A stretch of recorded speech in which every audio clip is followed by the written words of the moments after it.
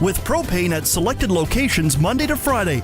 And don't forget, their Cardlock location is accessible 24 hours for your convenience. B&A Petroleum. Fuel you once, fuel you forever. Experience the next level of cleanliness with B&Boa's cleaning services. Whether it's your office, retail space, or home, they use advanced cleaning technology and eco-friendly products to deliver unmatched results. They even do commercial high-rise ventilation pipes dusting. They offer a special rate for seniors, 15% off for first-time customers. Visit their new location, 855 Arcola Avenue, online at bboascleaning.com or call 306-522-5262. Broadcasting from Century Studios in downtown Regina, Harvard Media presents the all-new Sportscage, where Saskatchewan comes to talk local sports. Brought to you by Nelson Homes, supplying home packages and RTMs for over 65 years. Be a part of the show. Call 1-866-767-0620 or text 306-936-6262. The all-new Sportscage. Streaming at sportscage.com and on the radio at 620 CKRM. Friday, the week, almost done. For some of you, it is done. It is Barney Shinkara, Colson, Allen, and we're going to have special guest co-host Greg McCullough from Piffles Podcast with us for the next 3 hours as we talk sports. What do we got for you today? You're asking for Nelson Holmes. Well, when Greg's in, we're going to talk Riders. We're going to talk Jake Mayer coming on board. That's a done deal now. Elsewhere, things around the team. Ryan Swïtzer. We're calling him Mr. Swift Current, Mr. Southwest Saskatchewan, Mr. something like that. Fantastic guy. Works closely with the Swift Current Broncos. Been around the Western Hockey League forever. He'll come on. We'll talk about all the WHL trades and then just everything in the WHL now. Where's everything going to fall? Who's the wagon? If we're sprinkling on the WHL, I don't know who I would throw my money on now. Is it still Everett? I don't know. Hour 2. Why don't we get out and talk to Luc Mullinder? It's been a while since we've talked to the color voice of the Saskatchewan Roughriders here on 620 CKRM.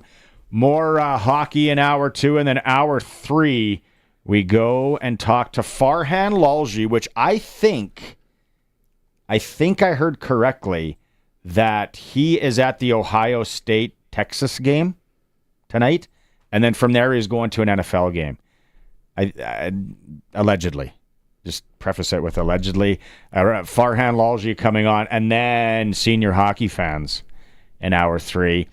Josh Miller and I talk senior hockey, the senior hockey report for Future Ford and Melville and coolbet.co. The provincial brackets were revealed yesterday. Teams now know who they're playing in provincials. Some of you that don't know much about senior hockey, you're like, I don't get it.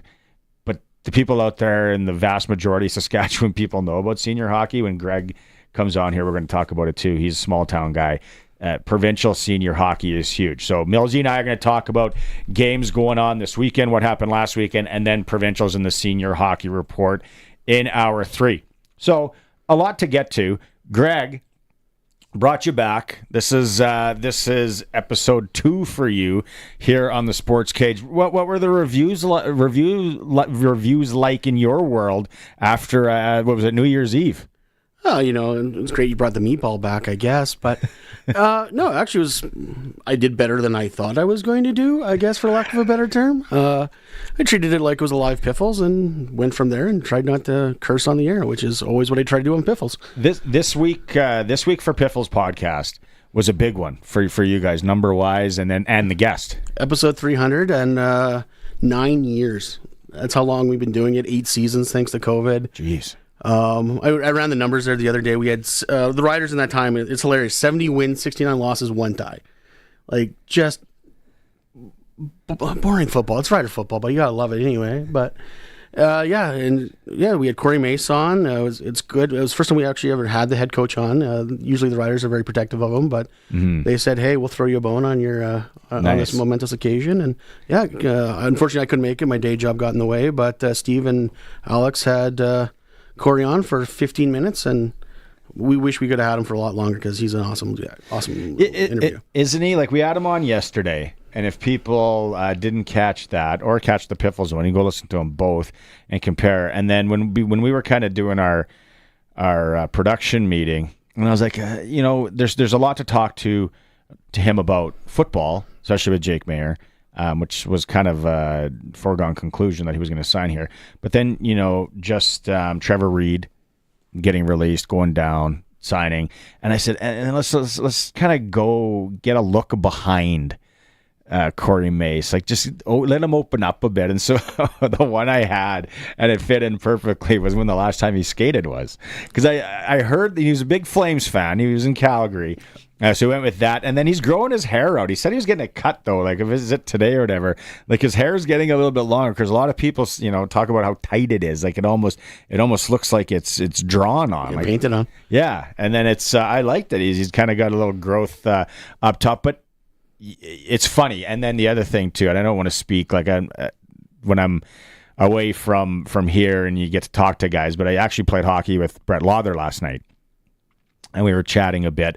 Lawther actually had 3 6 snipes, like 2 backhand shelf goals are really nice. And he was talking to somebody else, and I chimed in, and he was just talking about how awesome Mace is and the coaching staff. Like, it's sincere, it's real. What everyone sees out there and what the players are feeling. You can tell there's a giant difference. Like, Craig Dickinson was known as a player's coach. And Corey Mace is known as a player's coach, but they are different players' coaches. Like, they have a different aspect, different man try to bring into the room, and players will legit run through a wall for Corey Mace. Yeah, and that's what you want, right? For sure. So that's good. You can go back and listen to that if you missed it yesterday. And like you said, you guys had episode 300 of him on. The Jake Maier thing. What was your take on that? I'm surprised it's only 1 year. Going into the season with both your quarterbacks as quote-unquote lame ducks just seems very weird to me, but I guess if you're not going to sign QB 1 to 2 years, why are you going to sign essentially his backup for 2 years? So I have a feeling either they decided not to for Trevor, or Jake decided, I'm going to see what happens next year if I'm going to be the starter here or not. Yeah, I mean, maybe, I guess you could always renegotiate. I've never worked a CFL or a professional contract, but maybe it's just something where it's like, let's wait and see what happens. You are here for the long term on maybe a handshake deal, but if this is his last year, which I don't think it is, then we can kind of redo everything. It's because what was the word going around? 165 in hard money, something like that. Yeah. We'll talk to Farhan Lalji. He's got his finger on things in hour 3, but 165 is what the rumor was going around hard money, and then 59 in incentives. Definitely, his contract will definitely heavily playtime bonuses, because unfortunately we may have had Trevor Harris for 2 years, but we've only had him for one technically full season worth of games. So chances are Jake Maier might be in there quite a bit. Two quarterback league. I asked Colson to dig up if there was any word on marketing money. That's the big thing, marketing money. And then my thing, and we can talk to Luc about it an hour or two, and even Farhan. It's like the salary cap. It's like, who cares? Go over it. It's until not a cap. Go up until, what is that, 100,000 over, and then 100,000. Then it's then you start losing picks. Yeah. So go 99,000. Be a Cowboy every year, pay whatever, and then circle back. That's how I would run it, but maybe that's why I'm in the position that I'm in. Hockey-wise, were you following the Western Hockey League trades? There's been a lot. Holy cow. I don't remember it being that busy ever. Or maybe I'm paying more attention, but it was wild. It was. That Central Division it's going to be a bloodbath. It's going to be tough for any team that kind of doing that triangle, the Calgary, Lethbridge, Medicine Hat. So we're going to, Ryan Swïtzer standing by from Swift Current. We're going to bring him in. We'll talk a lot about the Western Hockey League trades. The last thing is, we were just talking before just about our lives, and tonight, big clash. If you're in around the Hamilton Arena, I think it's 7:45 puck drop. Pat Blues, Martinsville Marauders. Love the community of Martinsville. Always have. Awful jerseys and color concept. Sorry, everyone from Martinsville. I've never gotten why they haven't gone away from that color concept. We're playing at the Hamilton Arena. Bantam AA.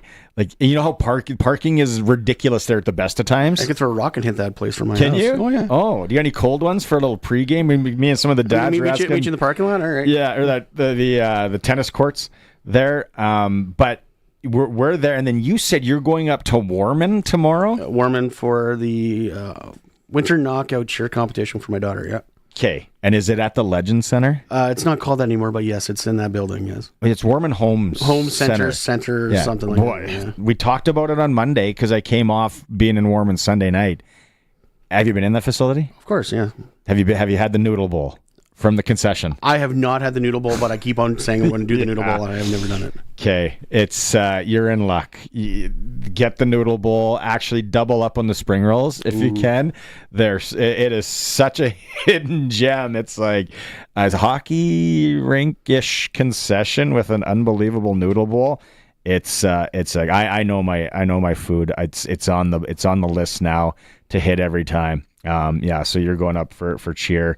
We got hockey. Let's take a quick break, and then when we come back, let's go out to the lovely community of Swift Current, Saskatchewan, and we'll have Ryan Swïtzer in. It is the all-new Sports Cage. If you're watching that stream today, it's like the kids. It's hat and gum day for me. I actually did start the program with gum in, had to take it out, and I got the lid on. And as always, we are on the mighty 620 CKRM. The all-new Sports Cage is brought to you by Sherwood Co-op, proud supporter of our community with over 500 donations to local charities and nonprofits annually. Join Saskag today at the Western Canadian Crop Production Show in Saskatoon, January 14th to 16th at Prairieland Park. Brian Young and Doug Faulkner will bring you the very latest in the ag industry live from the show. Watch the stream and all of our latest content at saskagtoday.com. That's the Western Canadian Crop Production Show in Saskatoon, January 14th to 16th at Prairieland Park. Sponsored by Kloss of America, Shorty Generators, and PlayNow.com. Bidding is now open for the timed online land auction for Harold Marshall, just south of Moose Jaw, Saskatchewan. Register to bid at macauctioncompany.com. Up for auction, 2 scenic quarter sections of native pasture land in the area of Baildon. Got land to sell? Call the Saskatchewan Land Auctioneers today. Bidding closes on the Marshall land this Monday, January 13th at 10 a.m. That's the timed online land auction for Harold Marshall. Bidding closes January 13th at 10 a.m. When most people look at windows, they look right through them. When the guys at North Home Windows look at windows, they see a chance to improve the efficiency and comfort of your home. They know old windows are drafty. If your windows are old and drafty, call North Home Windows. They're built in Saskatchewan for Saskatchewan conditions, meaning you'll get the perfect window for your home. And if you call now, you can still book a summer or fall installation. 1-866-362-6525, northhomewindows.ca. We're turning up the heat on trades at Capital GMC. Get into a new vehicle and keep your payment low with the $2,500 trade-in bonus. We're talking payments as low as $299 bi-weekly plus tax for a brand new Sierra. Or get into a GM-certified pre-owned vehicle complete with manufacturer's warranty, roadside assistance, and more. Plus, Capital's 100K giveaway is back. Check out capital100k.ca for your chance to win. Turning up the heat on trades at Capital GMC. Proud member of the Capital Automotive Group. Patterson Liquid Systems. Expect the best. Farmers never stop, and we know most of your downtime between the growing seasons is preparation to avoid downtime during the growing season. The Patterson Liquid Systems Inductor Flex lets you safely, quickly, accurately induct 200 liters per minute of chemical into the sprayer and then finish filling with a 440-gallon-a-minute water pump. Sprayer hours are measured when the key is on. Don't spend the summer holding your hose. You know something? It's like selling a six-pack with only 5 beers in it. Wood Country Woody here, reminding you that unlike some other places, Wood Country Garage Packages contains everything you need, right from the start, including appearance-grade lumber, all your nails and screws, and walk-in doors with cladded jambs. Building a garage? It's one and done with Wood Country. Your home is your castle. In McLean, Estevan, and Tisdale. Shop online. wood-country.com. Tune in for your chance to win big with Access Communications Children's Fund TV Bingo every Saturday at 5 with a prize board between $7,000 and $15,000. Cards are $14 with all proceeds going to the Access Communications Children's Fund. Watch and play every Saturday at 5 for your chance to win TV Bingo only on Access Now TV. This week's jackpot is $2,000 in 50 numbers or less. The all-new Sportscage is live streaming from our Century Studios in downtown Regina. Watch now at sportscage.com. Be part of the show by texting 306-936-6262. 620 CKRM. Welcome back, Sportscage. Good heads up, by the way, Alan. We do have 2 tickets to the Regina Pats Portland Winterhawks game tomorrow underneath the orange top. If you want to go, we are going to go until about 4:20 on those. Text in 936-6262 saying I want to go to the Pats game, and just maybe if you want to really butter up Alan, the sheriff, let him know what a fantastic job that he does. So 2 tickets to the Regina Pats Portland Winterhawks tomorrow night. In the Western Hockey League this evening, the Pats are in Moose Jaw. 6:30 starts right here on 620 CKRM with the pregame show. Dante DeCaria. Saskatoon's in Calgary. Prince Albert's in Edmonton. Red Deer's in Medicine Hat. Portland's in Brandon. And the Lethbridge Hurricanes are in Swift Current to take on the Broncos. Let's go out on the Western Pizza guest hotline. It's Friday, no need to cook. Get a Western Pizza wheel or any of the Greek favorites that you love from your local Western Pizza. The pickup specials are solid. That's a pro tip for you. Grab the pickup specials. Ryan Swïtzer standing by. If you're watching the stream, now this guy and I worked together in radio back in like 1998, 99. If you've listened to the show before, we've had some good fun with that. I gotta tell you, Swïtzer, we've had you on like 3-4 times on the cage now since then. That's a good look. You aged well with that look. I got the hair looks good. You know, the nice specs, facial hair suits it. Yeah, you're doing a good job out there. And you're alderman, aren't you? City councilor, yeah. I was fortunate enough to get reelected for another term, and they say if you don't have talent, you got to have work ethic, and I worked as hard as I could last term, and I'm glad that Swift Current's given me another chance, and I appreciate the compliments on my appearance. I don't know what you're doing, though, today, man, because if there's one thing I remember about you, you got a glorious head of hair, like glorious, with a little bit of natural curl and everything, and you wearing a hat over that head of hair is like a jack dude wearing a big bulky sweater. Like you got to show off what you got, brother. It's just you didn't have time. You know what the thing? I had a massage.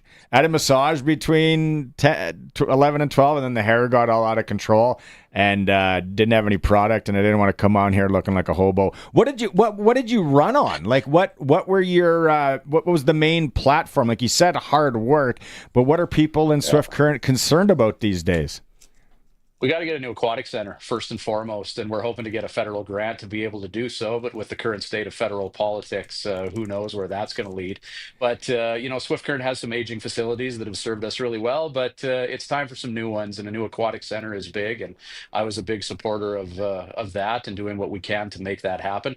And of course, you got to look after infrastructure, the things that you don't see and touch, the water in the pipes and everything. Those are kind of getting old as well. So just some flashy new facilities and just some meat and potatoes was kind of what I ran on this time around, and I'm glad that Swift Current gave me another go at this. It's been a challenge, and I've enjoyed it. What? So hey, this could be 20 minutes on civic politics and Swift Current. This is politics. Great. Let's go. Where there isn't if I remember correctly, there isn't an indoor aquatic facility in Swift Current, is there? Like, what do people use? The Days Inn? No, where is there one right now? There's one, and it's about in the mid 40s for years old. It's attached to the high school, the aquatic center. Oh, okay. Clearly, you didn't maintain that physique by swimming laps when you were in Swift Current. It was the beer league hockey that did it for you. But yeah, we have an aquatic center. It needs a little bit of love, and we've put a lot of love back into it. But it's a facility that's old and tired and ready to move on. This physique was established at Caddyshack and the Acropole. And the old Mr. Sub. I don't know if that's there. I hit that place. No, we lost Mr. Sub. That is not there. There's an extreme Pita there, but back in the day, you have the Shack Attack downtown Swift Current, and you follow that up with some 2 a.m. Mr. Sub. I mean, those were the good old days, and I'm glad you brought that up. Your time spent in Swift Current, because we had some good times together, and I bet in North Battleford right now, Grant Shute is watching the two of us here on the Sportscage with a proud dad, an old mentor of both of ours. So we had such a good crew because we had Everett Hinley, who's now the education minister, just solid dude. We had Regan Bartel for a while before he shipped off to Kelowna. Regan Bartel and John Keane came in after, and we've had Keener on the show, and Keener's like Mr. Western Hockey League now. Who else am I missing? That was Kim Johnston in the morning was good. Then we had the office staff was just such a party in Swift Current. Like there was and for a city that didn't really give her, like we gave her in that city quite a bit. People are gonna like, hey, get on with it. Let's go back to civic politics. No, Western Hockey League. If you're watching the stream, you are in is it the iPlex? Is that what it's? Innovation Plex. Yeah, Innovation Credit Union has the naming rights. Innovation Plex. Innovation Plex. And then Greg and I were kind of trying to figure out where you were. I'm like, is he in the broadcast booth? And I'm like, no, the broadcast booth is on the other side. You're in one of those corner little suites that you guys made, or is it the audio booth that you're in? Yeah, this is actually where I work out of. This is the production room at Innovation Plex. So we have all the stuff that operates our in-venue scoreboard, which is over this shoulder here. It's over there, and then this is the view that our music guy and our PA announcer have for home games. 32 trades in the Western Hockey League since Saturday. Colson's saying, like, unreal. And Swïtzer, when we go back to like the days, like where the Swift Current Broncos were thinking about moving Lawrence Nicolette for maybe one other guy. Like those days are so long gone. There is like massive parts going. The Broncos kind of made a three-way I saw late. Like let's start with the Broncos and what they did. Probably strategic and smart for that franchise. Well, yeah, the Broncos heading into trade deadline, a lot of the experts were really wondering what they were going to do, because you always have to wonder. You head into this time of year, is this team going to be a buyer or a seller? And Swift Current, people weren't sure what direction they were going to go. They have a strong group of 19-year-olds. But do you take those and do you flip them and build up your draft pick cupboard, or do you build around them? And what Chad Leslie certainly did this year was build around and make some additions. And you referenced that three-way trade between the Red Deer Rebels, the Swift Current Broncos, and the Moose Jaw Warriors. You bring in a stud offensive defenseman like Hunter Mayo, really, really hard to play against, who's going to be one of the 20-year-olds on this team, and Trey Wilkie from the Red Deer Rebels as well, who's an 06 forward who's going to make the Broncos tough to play against and perhaps put up some points as well. Of course, to get good players, you got to give up good players, so they lose 17-year-old Ty Copeland, who is going to score a lot of goals in the Western Hockey League. He goes to Red Deer. And 20-year-old Eric Johnston, who's a Regina guy, he moves a little bit closer to home as he heads to Moose Jaw in that three-way trade. You look at all the trades, so it looks like the Central Division, that is going to be a bloodbath, like Barney and I were discussing. Like it seems like they're building up for an absolute slugfest. Like you look at what Lethbridge is doing, what Messinhat is doing. Like who's going to come out of there when it's all said and done? It's wild. Well, and there's so many X factors, but it's interesting you bring that up because and those teams didn't just start this past week. They've been having this trade war for a few months now. Going back to the offseason, I think when the Calgary Hitmen pulled Connor Vidston out of Swift Current for a 2-3-4 return. But you look at those three teams go at it, and I think a lot of longtime hockey fans in Swift Current, Regina, and Moose Jaw are just going to look at the deals they made and think, oh, that's cute. Because, there was that three-way arms race in 2018 when Regina was hosting the Memorial Cup. Moose Jaw had reached the apex of a rebuild, and Swift decided to go all in to augment some good players there. So it's it's not unprecedented what these three teams in Alberta are doing and what they have done, but it's going to make for some great hockey down the road. And you asked me, who's going to come out of that? Flip a coin. I mean, there's, injuries are likely going to happen and other things, but shoot, I like what Medicine Hat did. They go and they pull Tanner Mollendijk out of Saskatoon. I don't think they paid an outrageous price to get him. Him and Misha Volotovsky, two vets who have deep playoff experience. And Med Hat's a tough out at the best of times, and that building can be really hard to play in the postseason. So I like what they did, but again, taking nothing away from Lethbridge and Calgary, who have stacked teams as well. You get to see Lethbridge this evening and how the Broncos, I guess, kind of match up. We are still only in January. January hockey and April hockey is totally different. Like you said, injuries could come around the corner. The other thing, the thing I like maybe a little bit more, and full disclosure, I don't know the Calgary and the Medicine Hat team front to back like I would know a Regina team here or Moose Jaw last year. But Lethbridge has Unger in net, right? And he was so good last year for Moose Jaw when they needed him because they had a good team. But there was the game against Swift where I felt he kind of stole that one. And then as they went on and Portland, like there was the one period in Moose Jaw where he stood on his melon against Portland. So just long way around it, Swïtzer, like that goaltending piece. I don't know enough about Medicine Hats and Calgary's. What do you think on the goaltending front between those three? Well, I got to asterisk what I said about Medicine Hat and them looking good with if everyone gets healthy. Medicine Hat made a move early in the season to pull Harrison Mennigan out of Lethbridge. And he's week to week right now on the WHL injury report. So that's a big if for Medicine Hat, is if he comes back, and if he comes back 100%. He's one of the finest goaltenders in the Western Hockey League. So Med Hat's looking good there if Harrison Mennigan comes back. Calgary Hitmen, they go and pull Daniel Hauser out of Wenatchee. Hauser was a big part of the former Winnipeg Ice playoff run a few years ago as just an 18-year-old goalie. And he's fun to watch as a goaltender. Nowadays, goaltending, it's the big kids, it's the 6'3" guys with the big equipment. Hauser's kind of a throwback. He's a smaller guy. He's under 6 foot, really athletic goaltender, but he's been dependable in deep playoff runs. So Calgary's looking good there.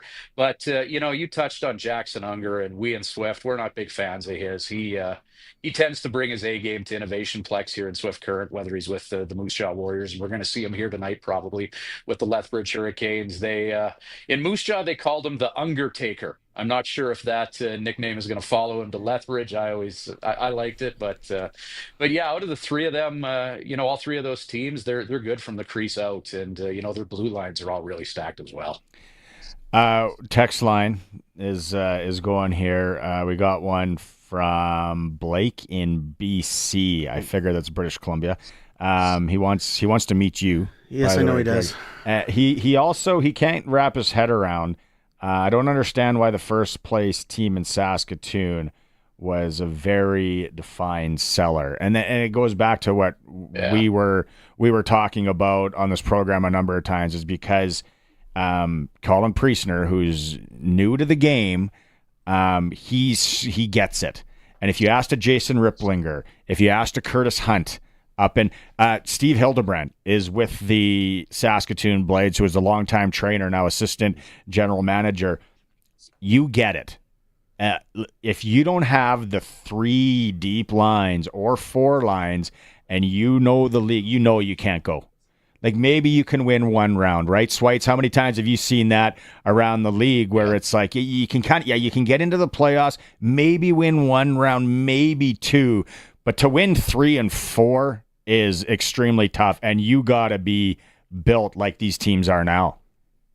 Well, and indeed, and to Balake's question there with the Saskatoon Blades, like with the lineup that they had sitting in first place, they probably could have got into that 2 spot in the Eastern Conference, and maybe won a playoff series after that, and got themselves to the second round and the sold out crowds and all the playoff gravy that comes with that. But the thing with Saskatoon, had they not made those moves, had they not shipped off Tanner Mollendijk and Ben Reich and all those other guys, they would be looking rough for a really, really long time. And I think Colin Priestner did a really, really good job of replenishing the draft picks that he spent to go deep into the playoffs last year. 2025, Saskatoon didn't have their first. And I think in the 2026 draft, Saskatoon didn't even have a pick for the first 6 rounds. And had they not sold off those assets, they would have been in deep trouble down the road. And it would have been some really, really lean years in Saskatoon. So Priestner, it's tough. I know some fans don't understand. Why would you do that? You're in first place and you sell. Quite frankly, it was a move that he needed to do for the long-term health and viability of his business. I think Moose Jaw did a great job too. Jason Ripplinger. Mm-hmm. He's been around. Like now, the picks that they have over the next 2 years are great. How much do you know about the BC and the US division there? Like when I had Keener on it a little bit. Yeah. Like it's Keener would know more than I would. He sees it, and yeah, go ahead with your question, man. Sorry. Yeah, no, like when I had him on, that's where I was kind of like, the BC division is so good. Like, man, it's deep, and it's going to be an arms race there. And then Spokane, kind of and double down with offense, adding Cristal. From what I see, everyone talks about Everett and how good they are. I guess I was a little surprised, like a team like PG didn't go more in. But from the teams that you've seen in BC and what you've heard, like what do you expect out of BC in the US? Everett, yeah. And Spokane made a move to close the gap with a guy who can turn a game on its head with Andrew Crystal that you mentioned there. They made that big buy to get Crystal out of Spokane and maybe put themselves in a bit more of a competitive series with Everett. But again, all things being equal, Everett's a juggernaut. We saw them in Swift a few months ago when they did their tour through Saskatchewan. They thundered through Saskatchewan. Swift Current was their last stop, and they looked fresh as a daisy. They're a fundamentally sound organization. They got a great general manager in Mike Fraser, a guy who actually used to be a scout in Swift Current once upon a time. And they're the team to beat out west. Prince George made a pretty big buy in getting Ben Reicho to Saskatoon. And Prince George is a well-coached organization. Mark Lamb is out there, the coach and general manager. They'll be a team that goes deep into the playoffs, but that Western Conference, it's Everett's to lose. They're stacked and they're good. All right, buddy. What's the vibe crowd-wise this year in Swift? Because that's always a thing, smaller town and cold nights. People don't drive in, but then, when things start getting buzzing, everyone wants to be involved. Like, what's that been like in Swift?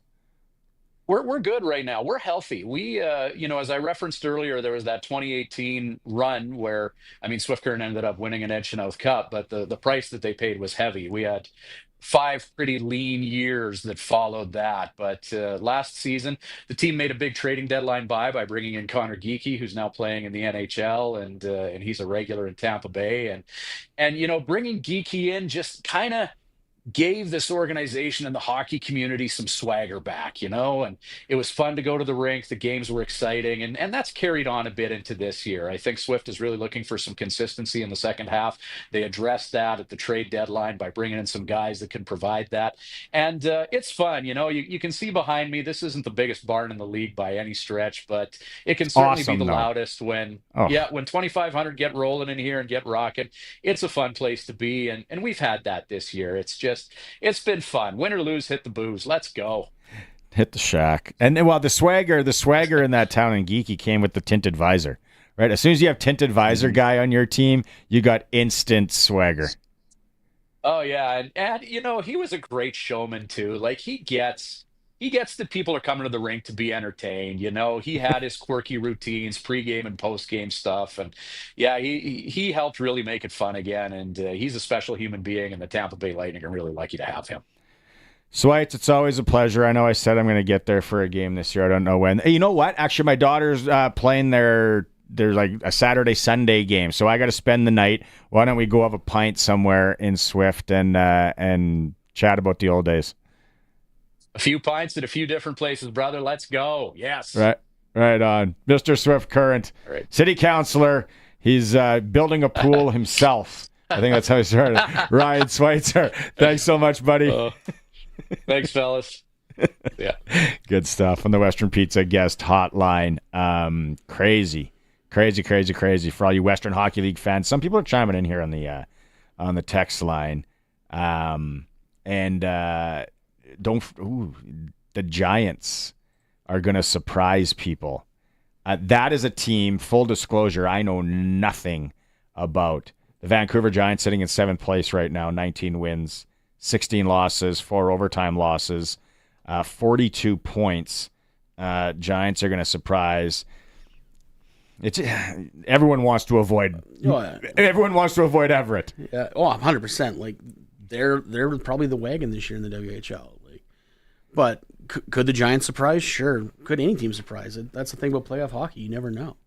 And it's funny because people are talking about it in Bantam division. They talk about it in Pee Wee Senior. It's like you're trying to want to get into a spot where you don't have to play the juggernaut. I'm sure in the junior B ranks, as we talk about it, we talk about the All-Star game for the Prairie Junior Hockey League coming up tomorrow in Carrot River at 4:00 tonight.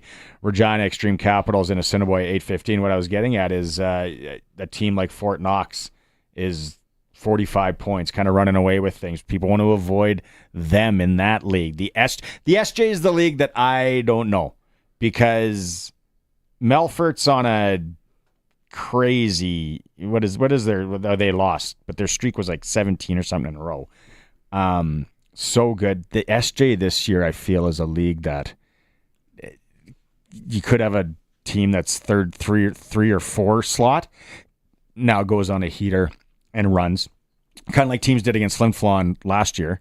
Well, that's any sport, really. Look at what's going on in the NCAA playoffs right now. Your championship game is probably going to be 8-10. Like it's just. Hi. Once you play those games, it can go either way.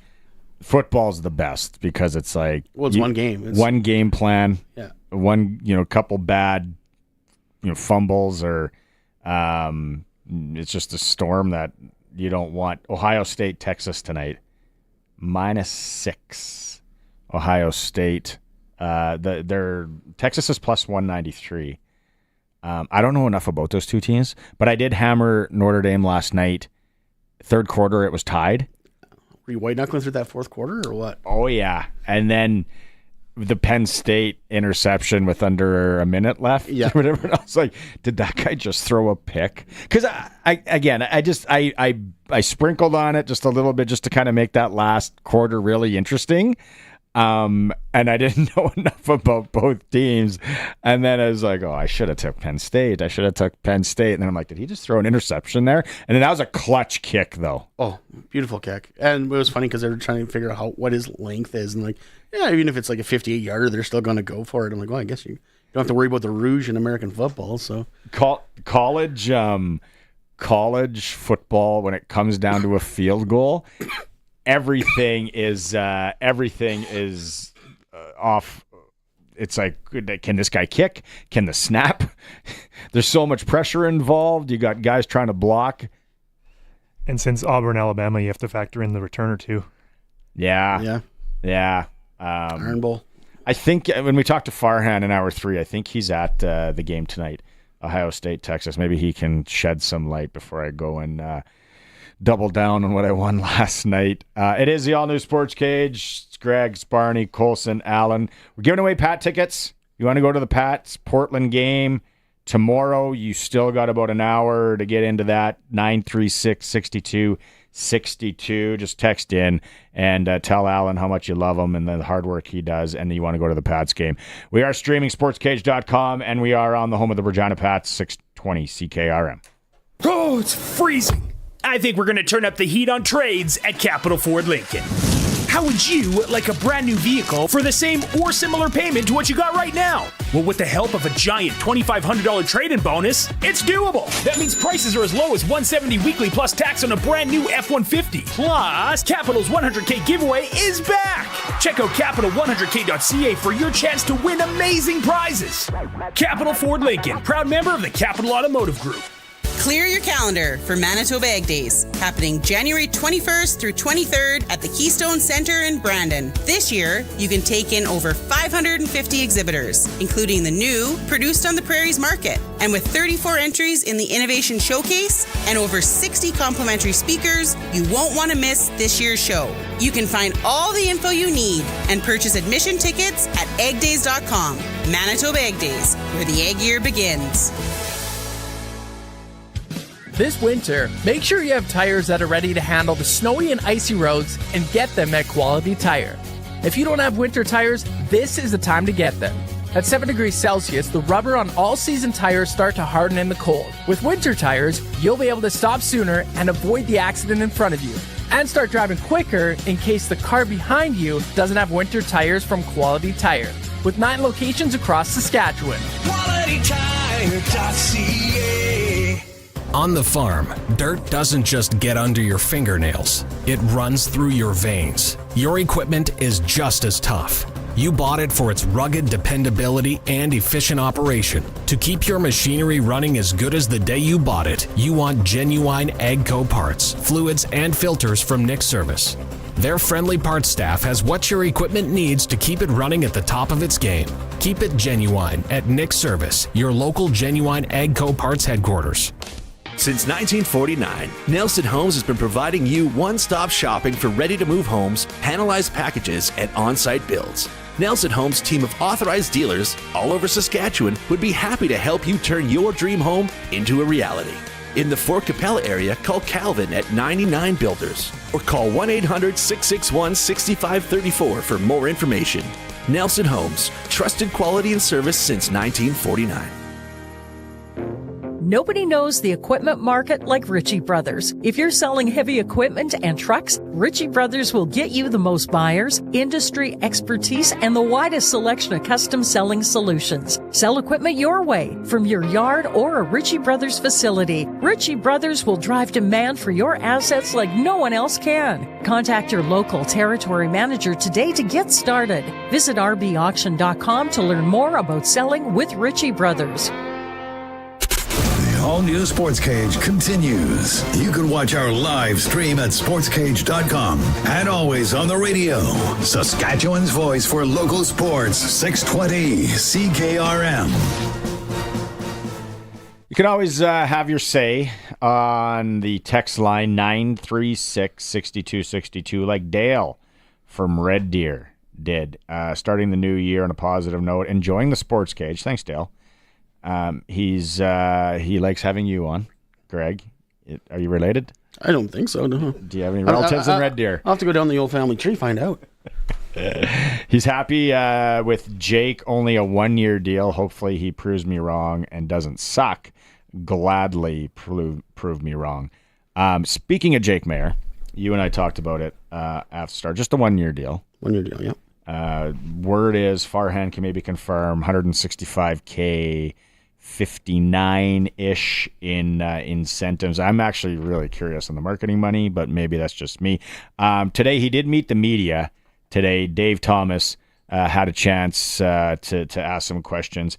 The first question here, he talks about his success at Mosaic Stadium. Career-wise, he's a plus 100 QB rating at Mosaic. Yeah, I mean, I would say that the fan base does an amazing job of making the experience uncomfortable for a visitor. So, in terms of the game day atmosphere as a visitor, it's always been a challenge. But no, I mean, the stadium is amazing. I always refer to Saskatchewan as kind of the mecca of our league. You know, you hear about all the different places to play and other sports leagues, whether it's Madison Square Garden or Staples Center or wherever that may be. For the CFL, I view Saskatchewan like that. So it does raise your level of play when you walk into that type of environment. And I'm just looking forward to seeing what it's like to be on the cheer side of that type of environment. So yeah, it's been fun to be a competitor, but I know it's going to be even more fun to be on the same side now and make the fan base proud. Interesting. Well, chew on that, Winnipeg. I'm sick of hearing about their stadium, but. Wow. Trust me. What's his name's going to slide into the text line here from 204 number right away. But yeah, he he talks about, which you would think if you're a competitor, you want to go into like that kind of hostile and prove them wrong and kind of shove it up, Well, look at the Stampeders' rivalry with the Riders since the days of Henry Burns. Yeah. Like, old Mosaic or Taylor Field was rocking with the Henry chants. Bo Levi Mitchell, hostile environment. And Jake inherited that when he came in here. Mosaic, when it's going, and it still does not have the feeling of the old girl, I'm sorry, it still doesn't. But when Mosaic is rocking, it is loud. That playoff game, even though it wasn't full, was loud. Probably the loudest I've heard that stadium since its inception. I was trying to kind of think to go back on like quarterbacks that I remember that would always come in here and have a game. Spurgeon Wynn. I don't remember Spurgeon Wynn. I was going to say Casey Printers. I remember one time came in, torched us. And he also had some really bad ones. No, Spurgeon Wynn, it's a running joke because he was a third-string quarterback, and for some reason, we would knock the first two guys out, and Spurgeon Wynn beat us twice on two different teams. It's players, especially quarterbacks, they come into Regina, Saskatchewan, and they want to perform because they want to shut up that crowd. Oh yeah, that's what I mean. If you're a solid competitor, that's exactly what you want. More from Mayer. He talks about the generic question, what it means to him joining the Saskatchewan Roughriders. Yeah, I mean, it is a reset. I mean, truth be told, I mean, it's I had some good times in Calgary. Obviously, had some struggles and just a little bit of both. I feel like I've been on both sides of the fence early in my career, which has given me so many valuable life lessons and experiences that are now going to carry me in this next chapter, this next bit of a reset for my career. So yeah, I'm looking forward to that.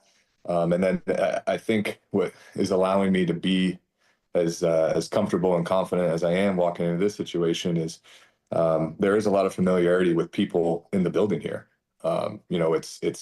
It's kind of taking a step back and starting over a little bit, but also with people that I know are good people. And people that I trust and respect, and I know they have the ability to get the most out of me, and that's something that I'm just really looking forward to being a part of, and just help any way I can.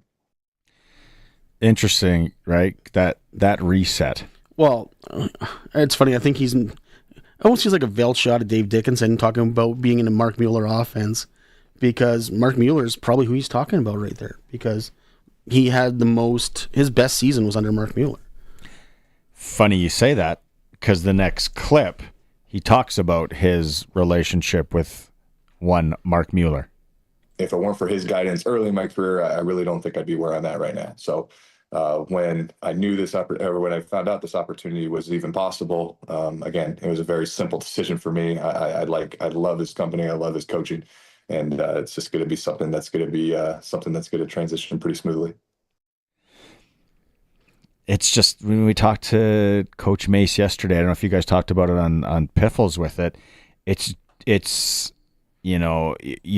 you're using a football field as a bit of an analogy, it's like you're starting at midfield instead of starting at the goal line with a new team, a new city, a new system, a new coach, everything. Like they get each other.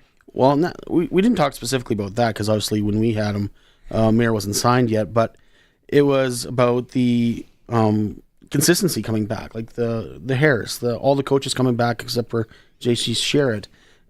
You want that continuation from last year because they made a lot of steps last year.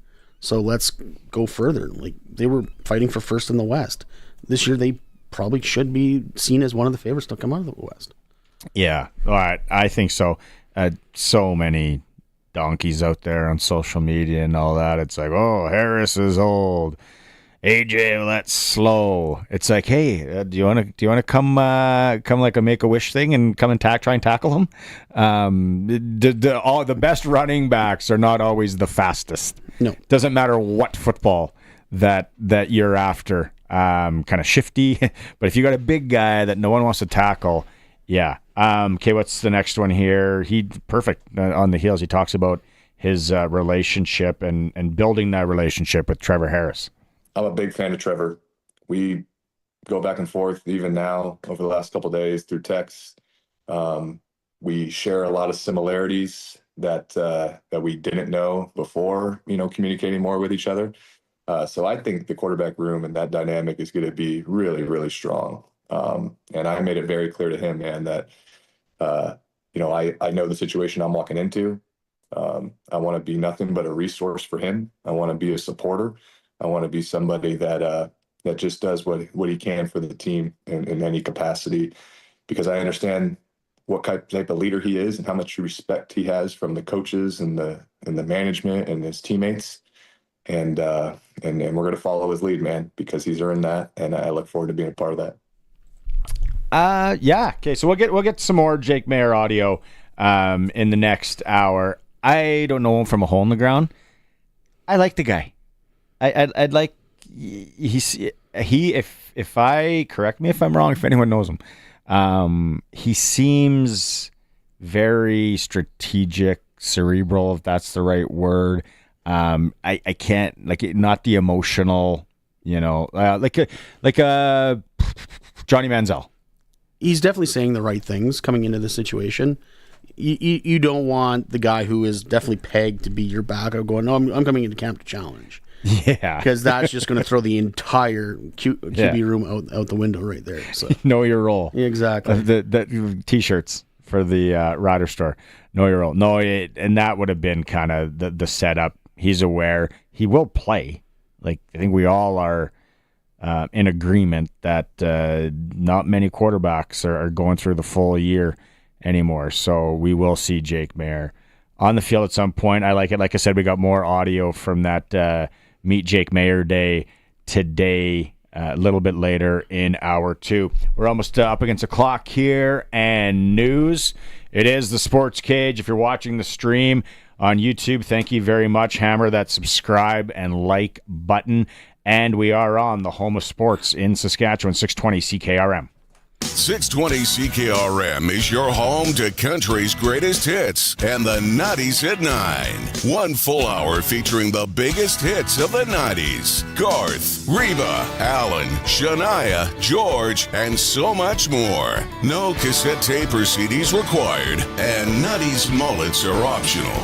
90s at 9 for the town of Wolseley and the voice of Saskatchewan. 620 CKRM.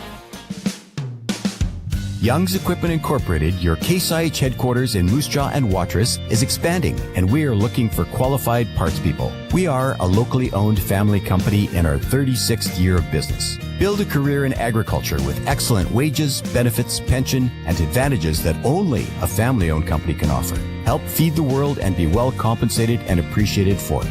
Join the team at Young's Equipment in Moose Jaw and Watrous, your Case IH headquarters. Check us out at youngs.ca today. The snow is here, and now is the time to ensure your cargo trailer, flat deck, or dump trailer is ready for winter. Take it to Affordable Trailer Sales. No matter what brand or trailer you have, the Affordable team can repair them all. Their fully stocked parts department allows them to service your trailer quickly, and their fully trained service technicians ensure the job is done right the first time. Don't be left stranded on the side of the road in the cold. Book your appointment today with Affordable Trailer Sales, Highway 1 West, South Service Road, affordabletrailersales.ca. Winter is a wonderful time to cozy up and enjoy the comforts of home. Right now, you can stay in, stay warm, and stay connected with Access Hyperspeed Internet for as low as $54.95 a month for 2 years.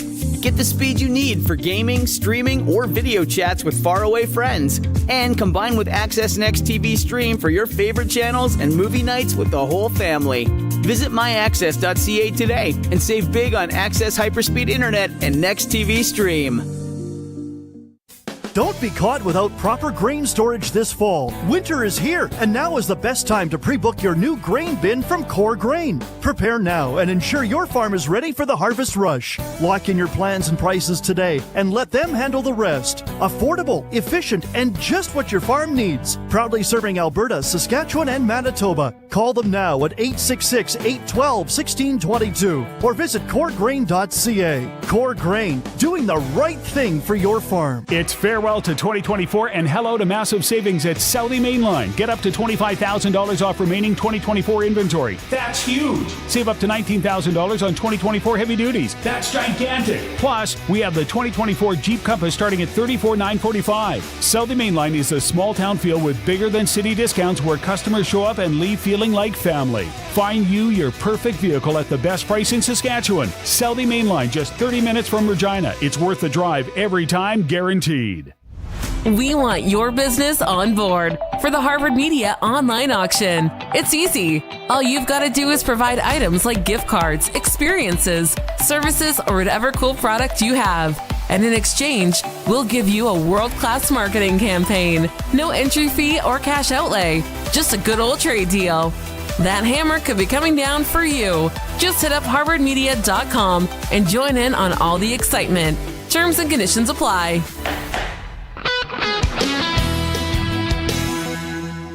It's 4 o'clock. Good afternoon. It's cloudy and it's -8 in Regina. I'm Corey Atkinson from the Harvard Media News Center with 620 CKRM News.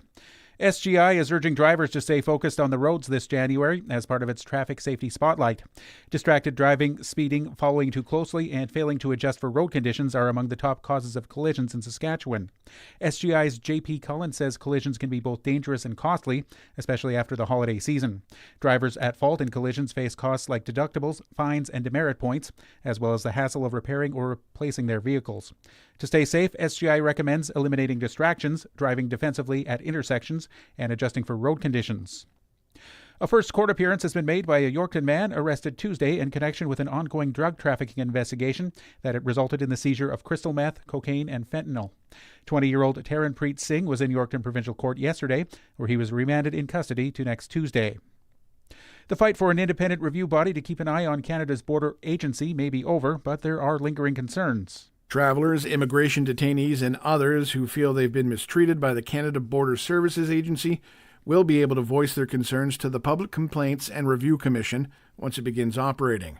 Now, the new commission, which will also monitor RCMP activities, builds on the existing review body for the National Police Force. Civil society groups say they welcome the prospect of greater scrutiny of the border agency, but they still have lingering concerns over just how much bite the new watchdog will actually have. Rob Westgate, The Canadian Press.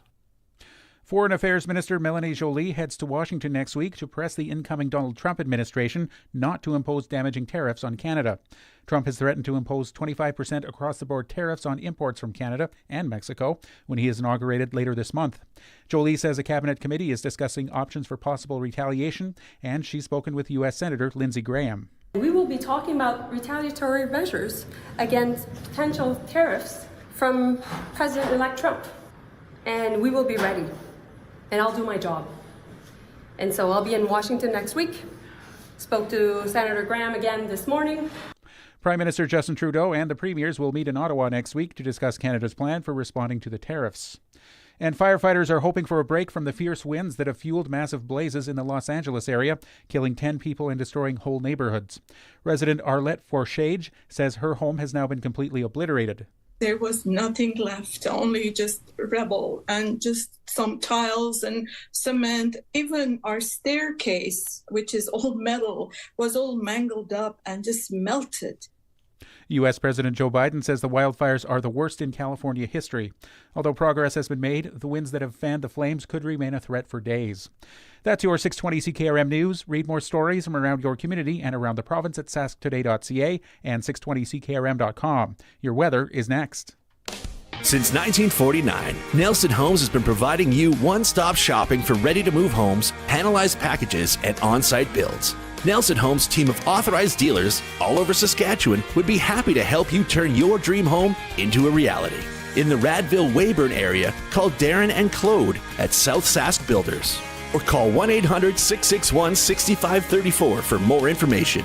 Nelson Homes, trusted quality and service since 1949. Girl, this place is slay. Everything. I know, right? Where's Becky? Girl, she was talking to this guy who told her about Blasters TV, your SaskTel authorized dealer. Did she find out about wireless internet? Oh, yeah, and they've got it. Okay, ladies, take it outside. Take a chill pill. We're getting wireless internet. OM download.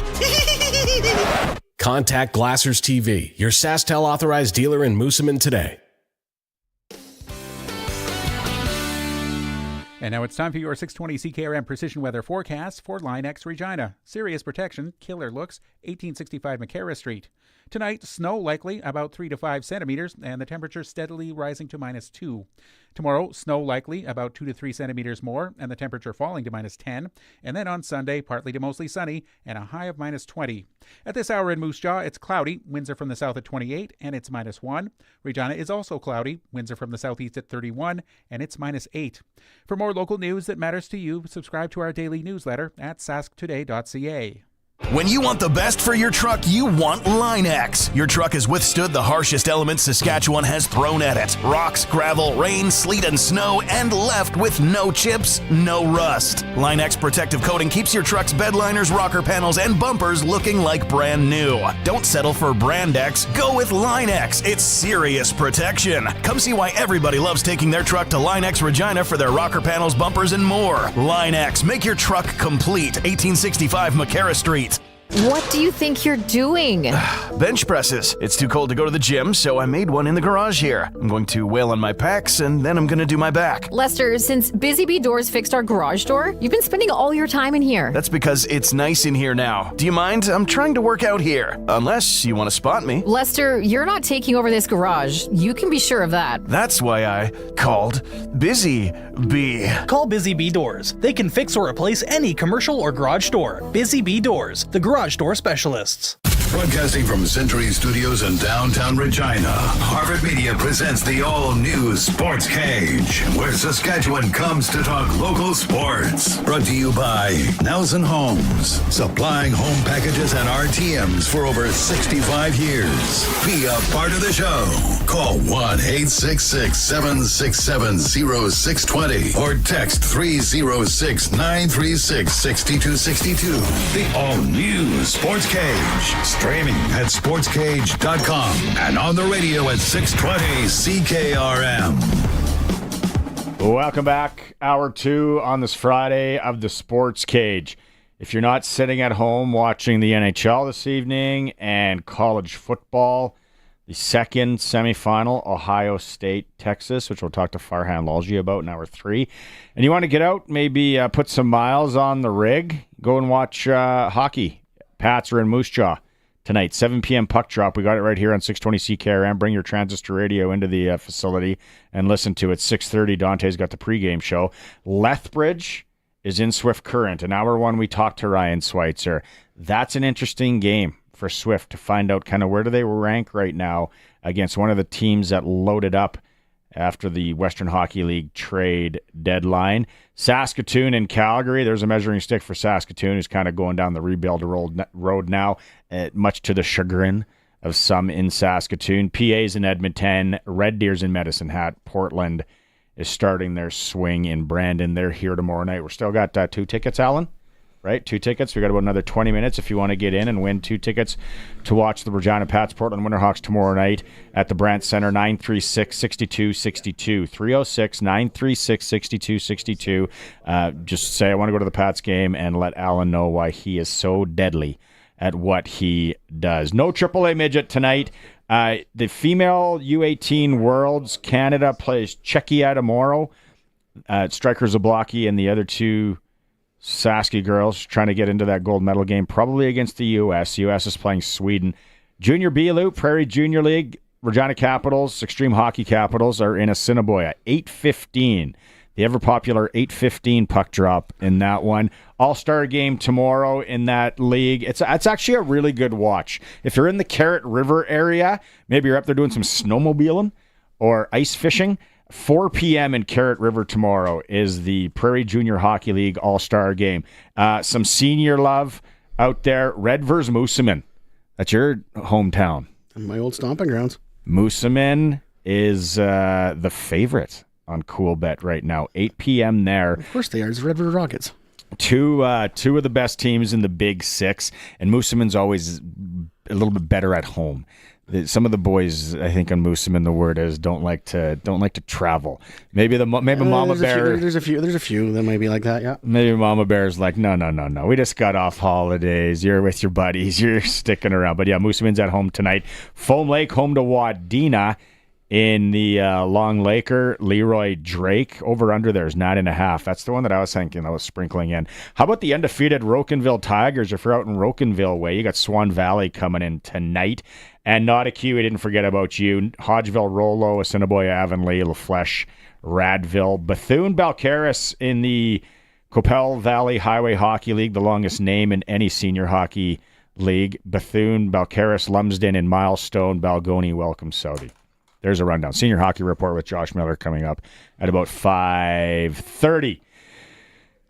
Western Pizza. Why wouldn't a guy or girl order Western Pizza this evening? Do you eat a lot of Western Pizza? You can be honest right now. Actually, don't. Say you do. Of course I do. Do you have a favorite? Big sponsor of the Thunder. The All Dressed. Yeah. You get the All Dressed wheel. It's funny. Alan Polga, a buddy of mine from the Carillon, put a thing for the Sask Wanderer about the Regina style pizza the other day, and all I wanted was an All Dressed wheel after I watched that thing. I know I talk about the Deuce all the time. It's the number 2 is good. The number 2 when you're drinking beer, it's something with the taste buds and the salts reacting with the lager or the beer and the barley. I don't know what it is. Colson, look it up. No, but the number 2 is, but I am an all dressed guy, and this might, and I know there's people that aren't going to like this. I almost would like extra pineapple. I'm a big pineapple guy. Yeah. Keep the olives off, put more pineapple on. Good. Western Pizza guest hotline. Luc Mullinder standing by. The look on his face, he is going... What did I say wrong there, Luke? Sorry, buddy. I'm guessing it's the pineapple part.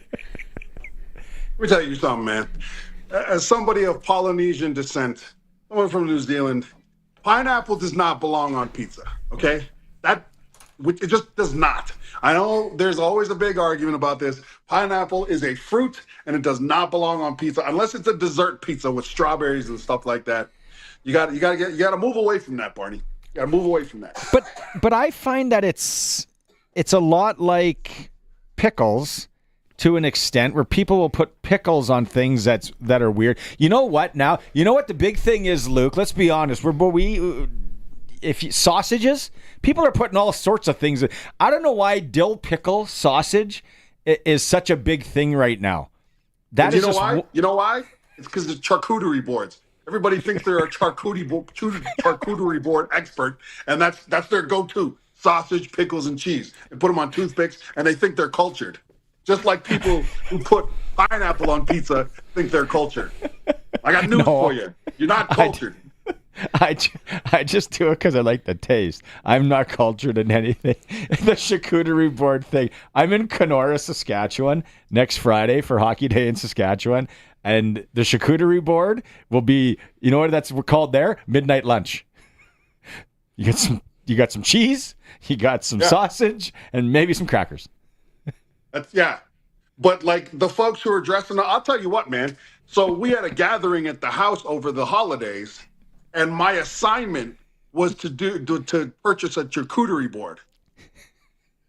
There was no way that I should have dedicated as much time and resources to finding a charcuterie board. And the attitude I got, I went there when I needed it.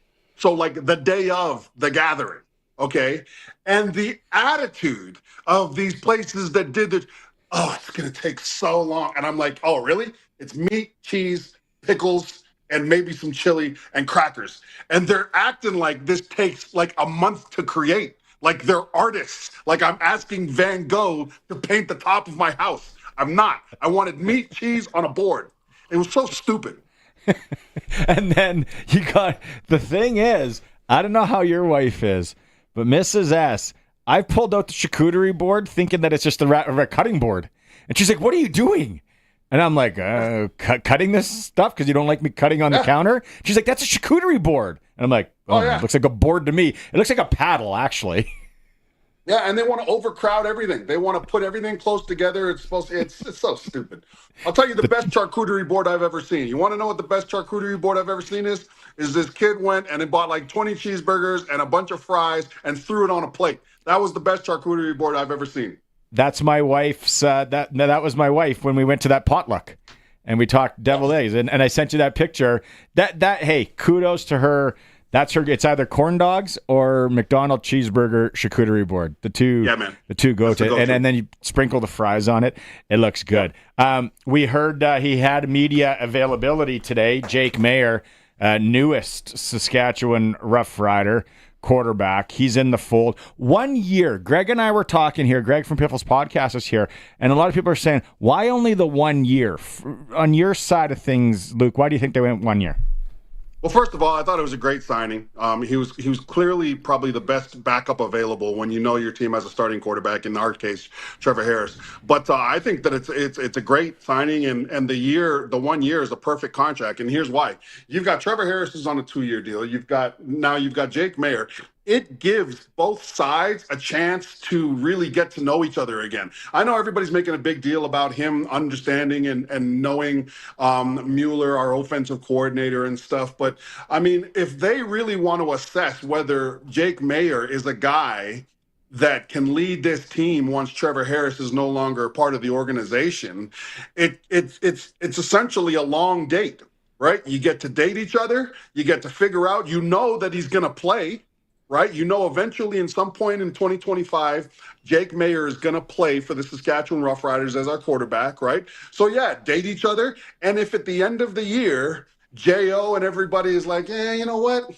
I don't think that he's the guy to lead us to the next sort of phase of our organization. Then you get to part ways. There's nothing messy. People get to go their separate ways. There's no bonuses that we're cutting there, right? So I think it's a really good situation for all parties. I think that the 1 year contract, again, it's indicative of where we are with a lot of the other position groups, right? I think that because he's a quarterback, everybody's like, oh, well, this is naturally a 2 to 3 year thing. I think that the 1 year is perfect. You get to know a guy, you get to figure out if he's really comfortable in that system. He gets a chance to reset. He gets a chance to plant his feet in an unfamiliar place where the place that he was probably a little bit stressful and he's got a ton of anxiety. Yeah, get to know each other, man. Go on a couple dates, He's going to play. I think it's a good term. Have a charcuterie board together. Assess whether he's a charcuterie board guy or a steak and eggs guy. Is he charcuterie board worthy? That's the thing. Is he charcuterie board worthy? What if he shows up with a can of pineapples? Oh, well, then you're like, oh, scout team for this guy, Someone better warn him. You better not tell Luke he likes a Hawaiian pizza, or Luke might trash him on the broadcast the entire time. But I think that Hawaiian pizza is terrible. I think it's a terrible idea. It's terrible. It's an insult to the Hawaiian people. Yeah, certainly it is. It's a Canadian invention. So, but going into the season, obviously, Trevor Reed was signed down in the States, so there's a big piece missing off as a left tackle. This team has been looking for left tackle forever. Yeah. Where should we be worried, or because they went through 13 offensive linemen last year? Yeah, and I who's think the next guy up? Yeah, and I think that's the exact reason, actually, why I would not be worried if I was the fan base here. The one thing that was done really, really well last year was Jeremy O'Day's ability to find guys to plug in to the offensive line, and Edwin Harrison's ability to get those guys ready to play a game. That's the position coach for the Saskatchewan Roughriders. So I think that I already saw we signed one guy. He's about 5 years into his professional career. The name escapes me right now, but we've got a guy that's in camp. I think that I would have the utmost confidence in Jeremy O'Day at the moment, seeing as how he performed in a really, really tough situation. Just remember, guys, offensive lines especially, like, they can normally get through one catastrophic injury, maybe two, but they had a number of catastrophic injuries to their starters and to their backup situations. You have 13 different line combinations. I mean, especially towards the end of the year. The end of the year is finally when they got some type of consistency, and we were only like, oh yeah, this is the third time they've played together as an offensive line. This is awesome. Like, imagine that. At the end of the year, everybody else is like, yeah, these guys have played 18 games together, and we're here celebrating 3. Right, so I think that I'd be tremendously positive about O'Day's ability to find a bunch of guys to compete for that tackle spot. I think that you have a couple guys in camp or on the team already. You know, Jacob Brammer's moved around. I know they brought that young man from the SEC last year. I think he played for Mississippi State. He's the guy that he started out playing right tackle for us. They bumped him inside. Depends on how he comes. So again, I would have confidence that Jeremy O'Day is going to have a plan there. But more importantly, like you said, right, it's this team has got to figure out, and this is no fault of their own, but you've got to get the guy. There are certain spots where you want to be solidified with the guy. For instance, Winnipeg, right? Their guy has been Stanley Bryant for the last, I don't know, decade, and he's been one of the best, right? That's what's missing, I think, on this offensive line is we haven't had a solidified left tackle since probably Xavier Fulton, right? And he was a stud. Right, but that is how long it's been for us to go and get a consistent guy at that left tackle spot. And again, you want continuity across that offensive line. Switching it to the other side, what are they going to do on that offensive side? Mike is a free agent. He's still doing the charity thing, so you got to think there's a contract in a drawer somewhere for him. Lanier's a free agent. Let's face it, the pass rush wasn't what we thought it was going to be last year. No, I think that I have a feeling that if there's anybody who's probably not going to be back, that's a familiar face. I don't think, unless it was a very sort of minimal deal, I don't see Anthony Lanier being back in green and white just because of the way sort of even when he was healthy towards the end of the year, they didn't feature him heavily in that rotation, right? So, there's going to be some money freed up there because he was one of the higher paid guys. I think that you're able to get Micah Johnson back. I think that he understands where he is in his career, right? I don't think that he's a defensive tackle that I think he wants respect, right? When you're that age and you've played at the level that you've been playing, I think that, you've had that chance to make the big money at that point in his career. Now it's just, hey, respect me, right? And he's making some money in the offseason for the Saskatchewan Roughriders, probably for the foundation and just the various things that he can do as a recognizable face in the province. So you get sort of that off-season money that actually gives you confidence for that next phase of the year. I've been in that situation where I've been a representative and ambassador for the team with an organization, and it gave me confidence that, hey, there is a light at the end of the tunnel for my football career. And I think that Micah Johnson's at that point where he can probably see that too. Hey, I'm setting things up for the next step of my life, and in Saskatchewan, there's a lot more opportunities than there would be, say, either at home or, back in Calgary where I played the most amount of years outside of here. Maybe Mike is just going to come back and play offensive line. Have we ever thought about that? Well, he can. I mean, he was out there. And don't forget, one of the other guys, guys that we don't want to forget about, and he was having a fantastic year before he got hurt, is Charbel DeBeer. I think that was a really key signing. Now, this team over the last year has not had or designated ratio-wise that nose tackle as a Canadian position. So Charbel's had to really work for the reps that he's gotten. And last year, he was on a really good kick until he got hurt, right? So getting him back is big. He's also a guy that spends his time here in the offseason. So let's not forget about that. There's going to be depth guys, but I think that you look at the edges. All right, we had some really good performances out of some guys on the edge. Brian Cox Jr., for instance, he's a guy that I would want to bring back. We didn't see a whole ton of a couple of the younger guys that we wanted to see. So again, camp's going to be really interesting for that aspect. But I think the JO probably is focused, and he said it right before the offseason started. They're going to focus on bringing those core guys back, and Micah Johnson's a core guy. When they announced Charbel, first thing I thought about was, well, Luc loves that guy. Luc really likes that guy. That's one of Luc's guys. I'm a huge fan of Charbel, and it's because he's had to fight for everything that he was given. And again, you don't have that Canadian ratio spot that's given to you as a nose tackle, so you've got to battle in the rotation. And I think that when he was in the game getting reps, he was productive. And it was one of the losses that I think the Riders really felt because he was a guy that was productive on the inside. Yeah. Back to the Trevor Reed thing, signing with the Vikes, which is awesome. And we released him. He gets to go down. On that, and you've seen it, and we do see guys go down and they sign, but that they come back. Like, where do you think that we see him back? Like, how tough is it going to be? I don't know enough. It's probably more of an Arash question, being a Vikings guy. But what should Rider fans be thinking about there, Luke? Trevor Reed was next to Logan Ferland, was probably the best offensive lineman for the Saskatchewan Roughriders this year. He was dependable because he was always there. He played hurt, and that kid is as athletic as they come. If there's one guy out of all the Canadian Football League signees that you've seen that have signed with NFL teams thus far, Trevor Reed's the guy. I think it sticks. I think he's got a chance to definitely make a practice roster, but I think that he's definitely got a chance to work himself into the rotation too. That guy really developed. From day one, it's with the young guys, you see it right away, right? You see the athleticism with the young guys, and then at some point you're like, okay, can this guy turn it on in terms of being a pro?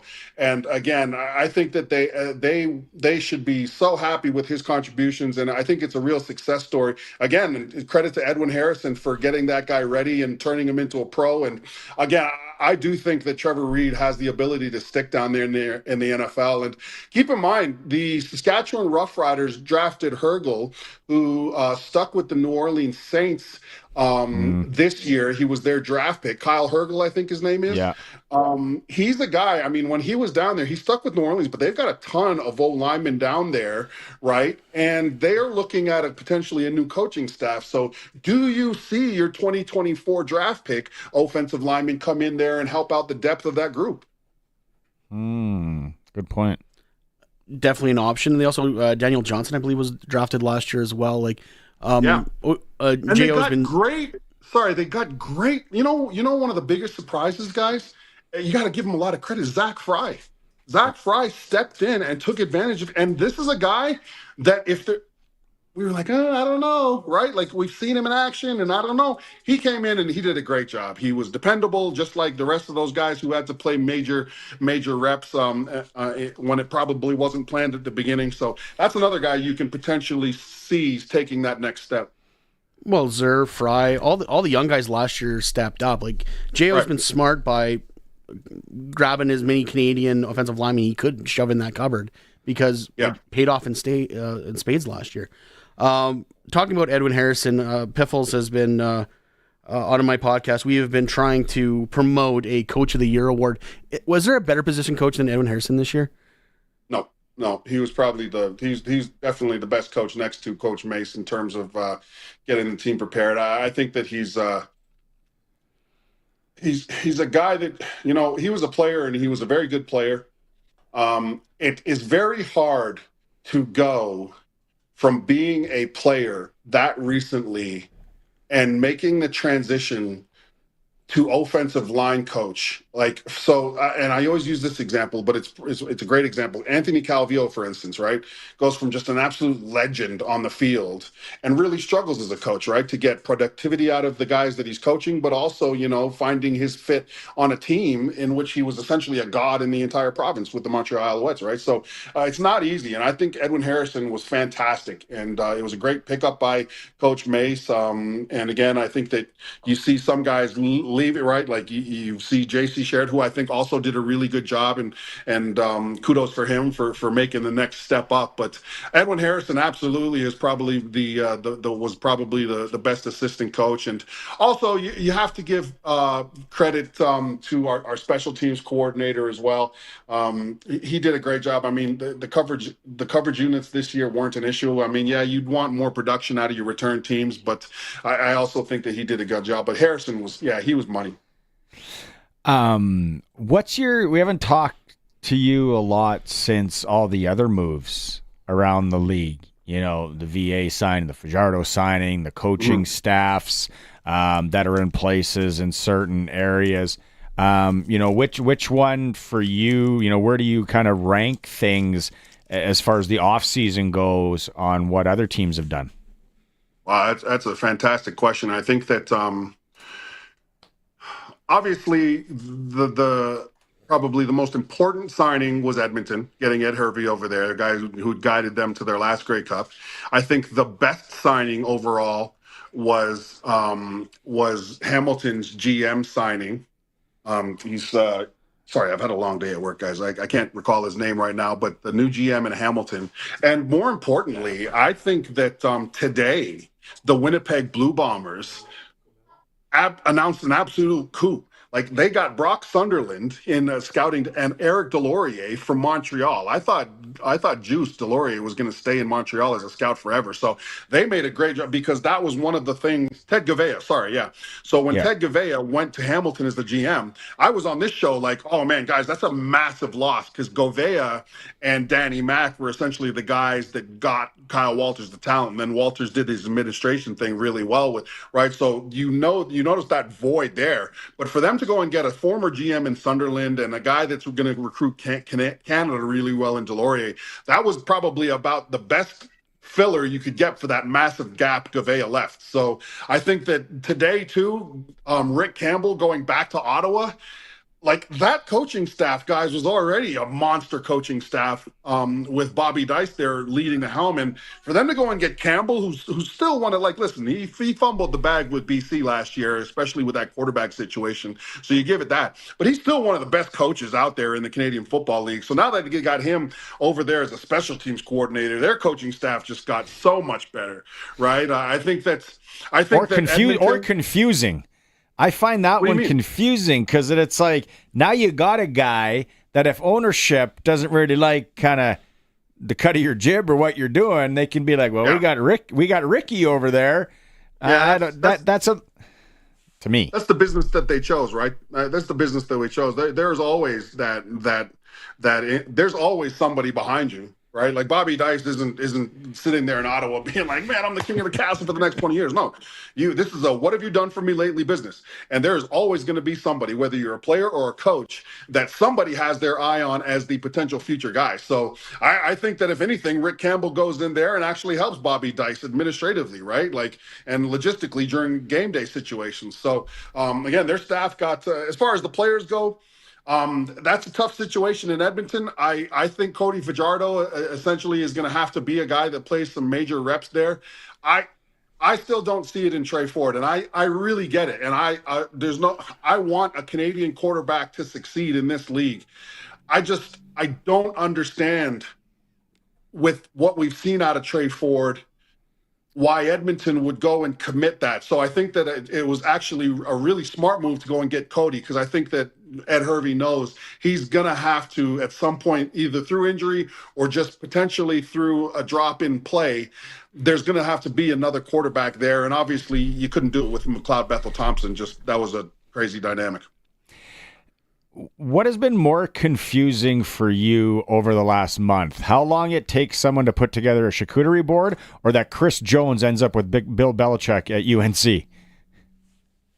I don't think the Chris Jones to UNC thing is confusing at all. I think that Bill Belichick's a guy who's going to go out and try to find talent on both sides, on the player side and for his coaching staff. So Chris Jones, a guy who's clearly got an eye for talent, a guy who's been around a couple leagues. I think it was a good move. I think that if anything, the Bill Belichick one was actually, I don't know, probably as complicated as a charcuterie board, in that I would just be worried the whole time. It would be such a tumultuous offseason for me, just especially as UNC boosters and the GM there. Like, man, you'd want to keep Belichick there for as long as possible, but there's going to be some jobs, and his name's already being floated for jobs. Like, literally just signed on in UNC, and you got him as the number one contender for jobs like the Raiders, right? So I don't know, man. That is a complicated situation. But again, anytime you got Bill Belichick, he's gonna do great, man. I think UNC is going to be a great team under him. See, I don't. I think he's going to flop. That's just as a Patriots fan in me. I think he's going to flop. Well, so I'm a Patriots fan too. But so let me ask you something. As a Patriots fan, now that you've seen what the organization looks like without Belichick, how do you come to that assessment, seeing as the nosedive they took under Mayo this year? Belichick's last year was an absolute dumpster fire. I was going to say as soon as Josh McDaniels and Tom Brady bolted out of Foxborough, I just don't think Bill, I think the game has passed him by, and I'm just some pigeon doing a radio show in Regina, so it doesn't mean much, but I think he is going to flop there. I don't know why. The NFL game and the college game are two different animals. Then again, with that new transfer window and all the NIL money, it is basically... let's face it, NCAA is now pro sports. Exactly. You just said it. You're right. You're absolutely right. 1-year deals. The NCAA is exactly like pro sports, and they've got a GM over there. Keep in mind, UNC, as soon as they hired Belichick, they also announced that they've hired a GM. I know. They understand that the college sports has turned into professionalization of a student athlete. So who better than a guy that's dealt with pros? You think Bill Belichick is going to be like, the Tar Heels, right? Darian Durant's favorite squad. They win 7 games next year, let's say, right? And they compete for the ACC championship. What do you think the response when some freshman comes in and says, "Bill, I'm hitting the transfer portal unless you give me $250,000 next year"? What do you think that's going to be? The response is going to be, "Yeah, well, hit the bricks." That's exactly what the response is going to be. That program right there is going to be team first, and I think that's what college sports needs to find again. They need to find a way to get back to the team first mentality, despite all the money that's out there. I just want to know how long it's going to take Chris Jones to put moderately successful under Darian Durant's name on the UNC board. Man, that's going to live in infamy, man. It's going to live in infamy. But you know what? Hey, every time Chris Jones walks around that building, there's going to be some type of mural with the Tar Heels with Darian Durant up there. That's how it goes with legends at schools, man. And Darian Durant's a legend in UNC. Okay, before we let you go, I gotta get your take on what's happened so far. The college football playoff. We got Ohio State, Texas tonight. Classic last night. Penn State, Notre Dame. Arizona State almost pulls out the upset that no one saw coming. What's been your take on the whole college football playoff? I've loved it. There's a lot more parity now that everybody's getting paid, right? There's going to have to be an emphasis on finding the right coaches. Again, the generation of the athlete mentality is a lot different. So you're going to have to find coaches that know how to coach football, but also deal with the mentality. That's why I think Brian Kelly's not having any success at LSU. He's a good coach. It's just, man, he doesn't understand the generation of athlete. Anyways, like what we've seen, it's been fantastic football. I think that what you have to remember, guys, is that regardless if they go top 4, if they go top 10, top 12, if they extend the playoff to 20 teams, we're always going to be arguing about those final 2 or 3 teams, right? It doesn't matter. It just so happens that Alabama was one of the teams we were arguing with again. So I think I've loved it, man. I think that, you got to look at it. At the end of the year, Oregon and who else was number 2? Oregon and they lost as well. Tennessee? Yeah, the final 2 this year, Oregon and Boise? whoever else I can't remember. Pardon? Boise was 3. The top 2 teams in the NCAA are not playing in the championship. Georgia. There you go. Thank you. Sorry about that, guys. Well, what a football analyst. Huh? I've come out here and forgotten more names than remembered. Anyways. Well, I got you rattled off to start with pineapple. So, hey. Oregon and Georgia would have competed for the national championship in the former mode. Yeah. Right? Number 1. And they're not even in the championship. They had to play, and, you see Ohio State. I think Ohio State's going to win the national championship now, too. So, that's a good point. Like, I didn't never like the original. Like, that guy's in and that guy's in. It's like, what? Well, remember what we would be doing? As soon as you lost one game, you're done. You're done. Yeah. Right? Yeah. Okay. Last question. The slate of games this weekend in the NFL. Do you see any upsets in any of those? Yeah, I think if there's a team that's going to get beat, I think it's going to be the Bills. Ooh, Denver. Yeah. Bo Nix. Yeah. I like Bo Nix. Listen, I'll tell you what, man. Sean Payton's been there before. They know exactly who they are as an offense, and that defense is sneaky good. And I just think that Sean Payton, again, he's going to go in there and he's going to be like, look, guys, like just keep if Josh Allen beats us, guys, make it be from the pocket, right? Like Like, make it literally be from the pocket. If he throws for 500 yards and 6 touchdowns, fine, we'll take the loss. But if this guy runs for 148 and 2 touchdowns with his legs, that's what we can't lose to. So I think if there's an upset special in there, I think it's Buffalo. Okay. Let's see how that plays out. And let's bookend it. Talking charcuterie boards. Colson's got the picture. There's Mrs. S's. Look at that. McDonald's cheeseburger and French fries charcuterie board. That's a work of art. Yeah, that's the one you sent me, man. And I'll tell you what, man, I think I was eating dinner and I got up from my table and left. I was so disappointed in what I was eating at the current time because of that picture, man. That's a thing of beauty right there, man. You even got the ketchup packs just in case someone wants to get crazy, you know? I know. You're a beauty, Luke. Thanks so much for doing this on Friday. Have a good weekend and have fun watching football. Have a great show, boys. Oh, man, this has been the best 5 days. We were going to, like, literally from Thursday all the way through Monday, man. It's great. I know. All right, see ya. Our color man on the broadcast for our Saskatchewan Roughrider broadcasts, Luc Mullinder, joining us on the Western Pizza guest hotline. Let's take a quick break. It is the all-new Sports Cage. We're streaming at sportscage.com and on the home of the Rider, 620 CKRM. See them rise. Partial breakaway, right side stops, waits, he scores! Then it's Dunlop Ford. Regina Pats hockey is back on your official voice for the Pats, 620 CKRM. Tune in to Puck Drop tonight at 7 when the Regina Pats take on the Moose Jaw Warriors at the Moose Jaw Event Center. Game day tickets are available now from the Pats box office. Don't miss a minute of the action. Listen on air or online at 620CKRM.com. Regina Pats hockey. See them rise.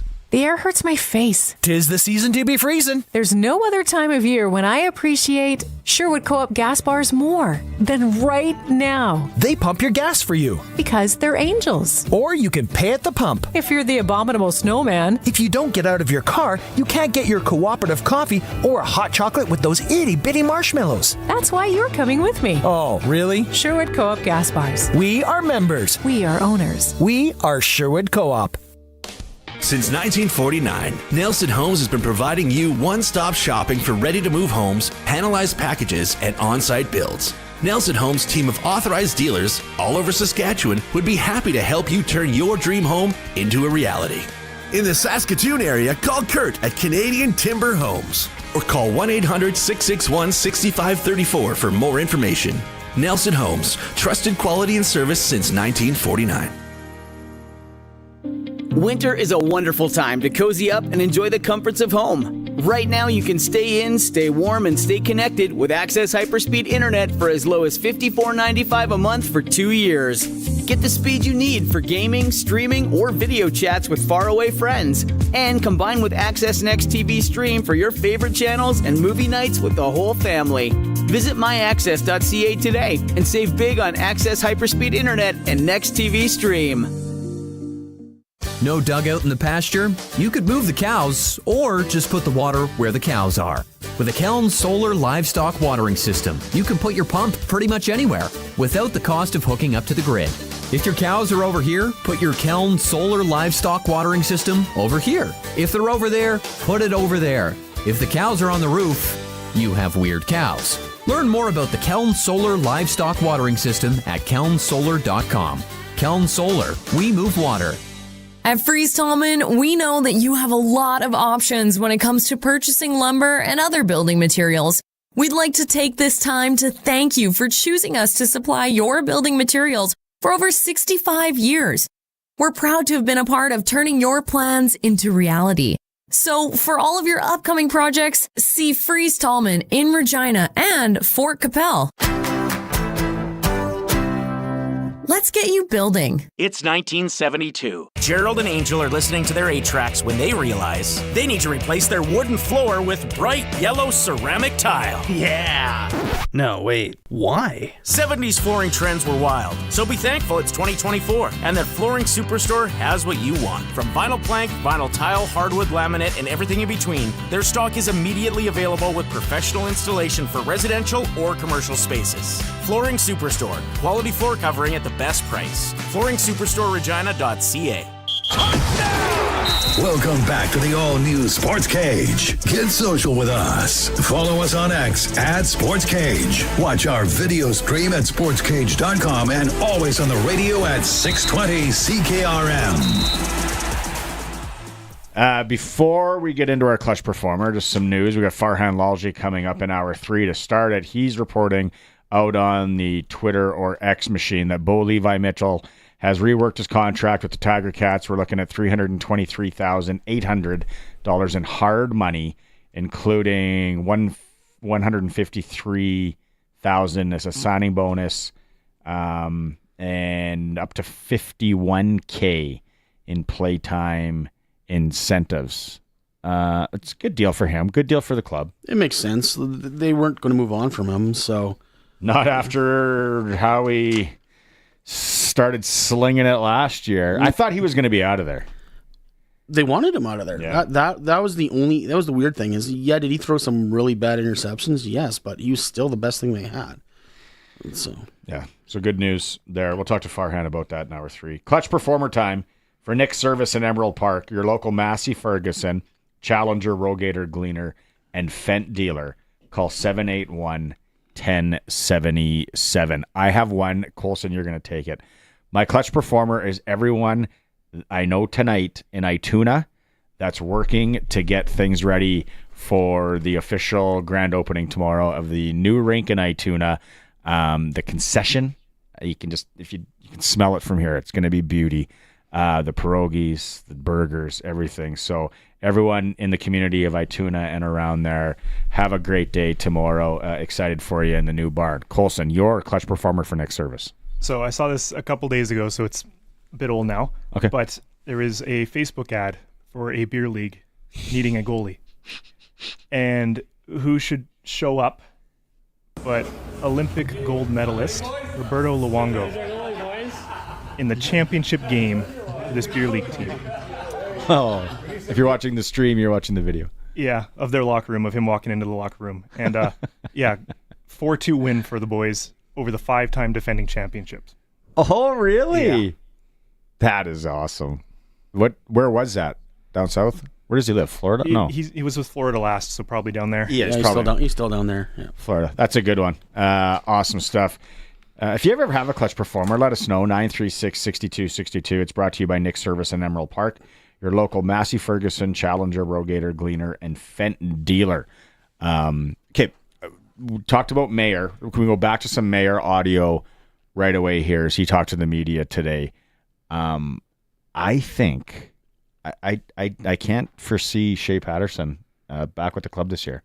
No, they're going to run with Harris, Mayer, and Cone. I know Harris. It was funny last year when they Rob Vanstone wrote a piece about Cone, and Harris was talking about him like he was like the number 2 right behind. They completely skipped over Patterson. So they are high on Cone. Yeah, so I just and Mayer, we'd heard from him earlier. He talks about in this clip here about his last few months, last little bit with the Calgary Stampeders, how they were struggling, the signing of VA, and just everything that went down in Cowtown. Yeah, I mean it's been difficult. I mean I'm very competitive, and I think it's less about you don't want to be a woe is me guy, or you don't want to constantly think about yourself and have those selfish thoughts of oh well, things aren't going well for me. But for me it was like I'm just such a competitive guy by nature that the struggle was just more so as a group not getting the job done together over the last couple of years in Calgary, and we've been close, but obviously that's not good enough in pro sports. There's a level of production and a standard of winning when you get to this point where that stuff matters, and it's probably the most important thing. So for me, I think that's where the frustration would be present at times. But I will say this, guys, like what has happened to me over the last couple of seasons or beyond that has been reflected on by me personally already. It's been something that my family and I sat down and reflected about and really turned the page on. So I really believe that all my focus and all my energy and all the emotions that I may have had in the past need to stay in the past, and now it needs to be a situation where I walk in with a clear mind and a really, competitive spirit and just keep riding a confidence that I know that I'm capable of. And I think when you surround yourself with some of the people and coaches that are here in Saskatchewan already, I think that's something that's very, very easy to do because you're around like-minded people. So I'm very excited for that. Way more professional than I would ever be, but I from gathering what he was talking in that, it's like driving by McMahon Stadium on your way out of town, honking, window down with the middle finger up, saying, "See ya." I'm assuming this goes to prove that pro athletes are us. Like they go through the same mental struggles that we do. I'm certain most people have been in a situation where they're on their job and a new person comes in, or you can kind of feel like maybe it's time to move on. Things aren't going the way you want to. It's no different in pro sports. It's just a little more higher profile, a little more public. And then are the phony people. Yep. It's like, there's nothing worse than the phony people in the workplace. It's like, does anyone else buying this? What are you are? You're what? Okay, the other thing is Jake talks about knowing, and again, it's like workplace thing. If you're with company A and you know company B wants you, kind of makes you excited, and that's what happened, and the Riders traded for him. There's nothing like it, man. Especially in pro sports, there's nothing like the feeling of being wanted and appreciated and ultimately being respected. You have to earn everything in this league. Don't get me wrong. But when an organization like the Riders grants you the opportunity to earn the things that may come your way, that's everything. There's a lot of guys that play college sports, professional sports, even youth sports, that are maybe in situations where, they're not valued maybe as much as the next guy. So I don't take that for granted at all. And it's a beautiful feeling to know that, hey, there's an organization, there's a management, there's a coaching staff that really values what you bring to the table, and now it's your job to prove them right. Hey, saying all the right things. Saying all the right things out there in Riderville. I'm sure you guys are all liking what you're hearing there. At one point, I just want someone to be honest and just blast the team they left. Yeah, that's right. I love it. It is the all-new Sportscage. We're streaming at sportscage.com and on the home of the Saskatchewan Roughriders, 620 CKRM. Oh, finally. There it is. Whoa, did you order pizza? No, even better. I called Echo Sound, your SaskTel authorized dealer. Oh, so what'd you order? Well, they have all the top-of-the-line smartphones with all the latest features and so many great plans, man. Oh, nice. Oh, it is the pizza guy. Hey, guy. Tell him to go away. We're waiting on Echo Sound. Echo Sound, your SaskTel authorized dealer in Fort Quipel. EchoSound.ca. We'll still take the pizza, though. This winter, make sure you have tires that are ready to handle the snowy and icy roads and get them at Quality Tire. If you don't have winter tires, this is the time to get them.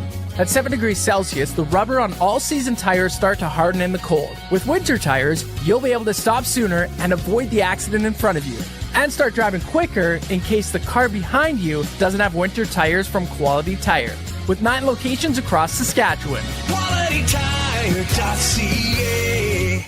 0% financing on Bronco Sport, 0% financing on Ford F-150, 0% financing on Ford Escapes. You see the trend here? Future Ford has 0% financing on their huge selection of new vehicles. The 2024 has to go, and they need to make sure they have room for all the 25s they have coming. I know what you're thinking. 0%? What else can you do? How about free oil changes at any Ford dealership in Canada and half-price extended warranty? Check out their inventory at futureford.ca or visit them at Future Ford in Melville today. It's been a long day. I don't want to cook. Oh, I'm going to surprise the family with a pizza night. Oh, I'll be a hero. My family might actually pick me up in celebration and carry me around the kitchen, and they'll chant my name, and I'll be celebrated until the end of time when I... This isn't Western Pizza. I thought you loved us. Don't pizza fail. Get what they want. It's gotta be Western Pizza. Big on toppings, big on taste. And get it hot and get it fast. Western Pizza. Canada's largest indoor farm show, Manitoba Egg Days, is back. for the 48th show. Mark your calendars for January 21st through 23rd as we invite you to see over 550 exhibitors, over 60 speakers, and over 30 new egg innovations. You can find all the show details at eggdays.com. Early bird tickets are available now for $15 per day or $40 for all 3 days. We will see you at Manitoba Egg Days, where the egg year begins. Since 1949, Nelson Homes has been providing you one-stop shopping for ready-to-move homes, panelized packages, and on-site builds. Nelson Homes' team of authorized dealers all over Saskatchewan would be happy to help you turn your dream home into a reality. In the Fort Capella area, call Calvin at 99 Builders or call 1-800-661-6534 for more information. Nelson Homes, trusted quality and service since 1949. The all-new Sportscage. Watch our live stream at sportscage.com and on the radio at 620 CKRM. If you are looking for a place to maybe go watch the college football semifinal game tonight, or the NFL slate starts tomorrow, playoff action. First game, Chargers, Houston Texans. Go to the Canadian Brewhouse. It's where the NFL lives. You can find out deals online. And also, if you want to host a team fundraiser, Canadian Brewhouse is the place to go. You can win $2,500 cash for your team. Tons of options to choose from. They're going to help you raise money. All the details at the CanadianBrewhouse.com. Farhan, like I said, I think he's at the game tonight. Get the lowdown on the college football racket there. We gave away the Pat tickets. Alan, Sheriff, tickets are gone away. Thanks to everyone who jumped in on that. It is the Pats and Moose Jaw tonight in Moose Jaw. Tomorrow, Pats back here taking on the Portland Winterhawks. You go to many Pats games? I try to get as many as I can, yeah. Yeah, rebuild time. It's been a rebuild for a while now. It's they're young and full of energy, though. That's one thing. They're not going into a lot of games, especially against the good guys, that they know they're going to win, and they're putting up a battle. What's up? They made 6 trades since Saturday. In those 32, 6 of them were with the Pats. So 6. Still making moves. Yeah, they're young and getting younger. They're playing the young guys. Yeah. It's pretty simple. It's like play the young guys. I think Moose Jaw's in the same boat, because there are some. If you're in the Swift Current area, maybe you're listening right now. You're in Morris or Herbert or Leader or Cabry or Abbey. Love Abbey. What a tavern. Shaunavon, anywhere. Drive into Swift tonight and watch the Lethbridge Hurricanes play the Swift Current Broncos. 7 p.m. puck drop. We had Ryan Swïtzer on earlier on the show. That's a good game to watch. Get to watch where Swift stacks up against one of the best teams now. Saskatoon, tough one in Calgary tonight in the Western Hockey League. PA's in Edmonton. Red Deer is in Medicine Hat. Portland starts their swing in Brandon. Of course, you can always get your Western Hockey League report here on the Sports Cage for Extreme Hockey, where the Yeti sale continues and the goaltender sale continues. So if you got a goaltender in your family, or you're thinking about switching things up and going to goaltender, go get some gear at Extreme Hockey. Break time, up against news, and then when we come back, we got Farhan Lalji, and we have the Senior Hockey Report. It is the Sports Cage, streaming at sportscage.com.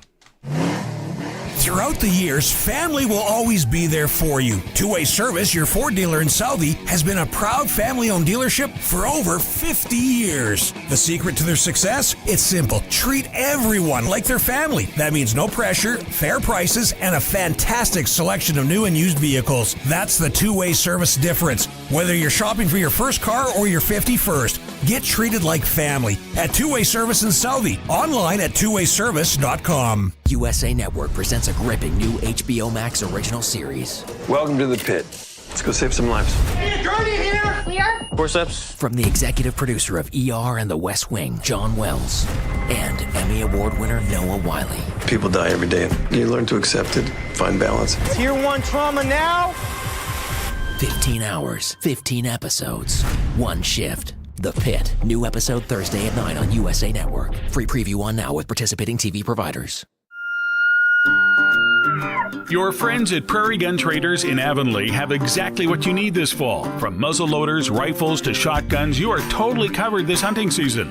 Plus, browse through their great selection of ammunition, optics, calls, trail cams, scents, knives, and more. The hunting store that has it all at Prairie Gun Traders in Avonlea. You have a friend in the game. Main Street, Avonlea, or check out prairieguntraders.ca.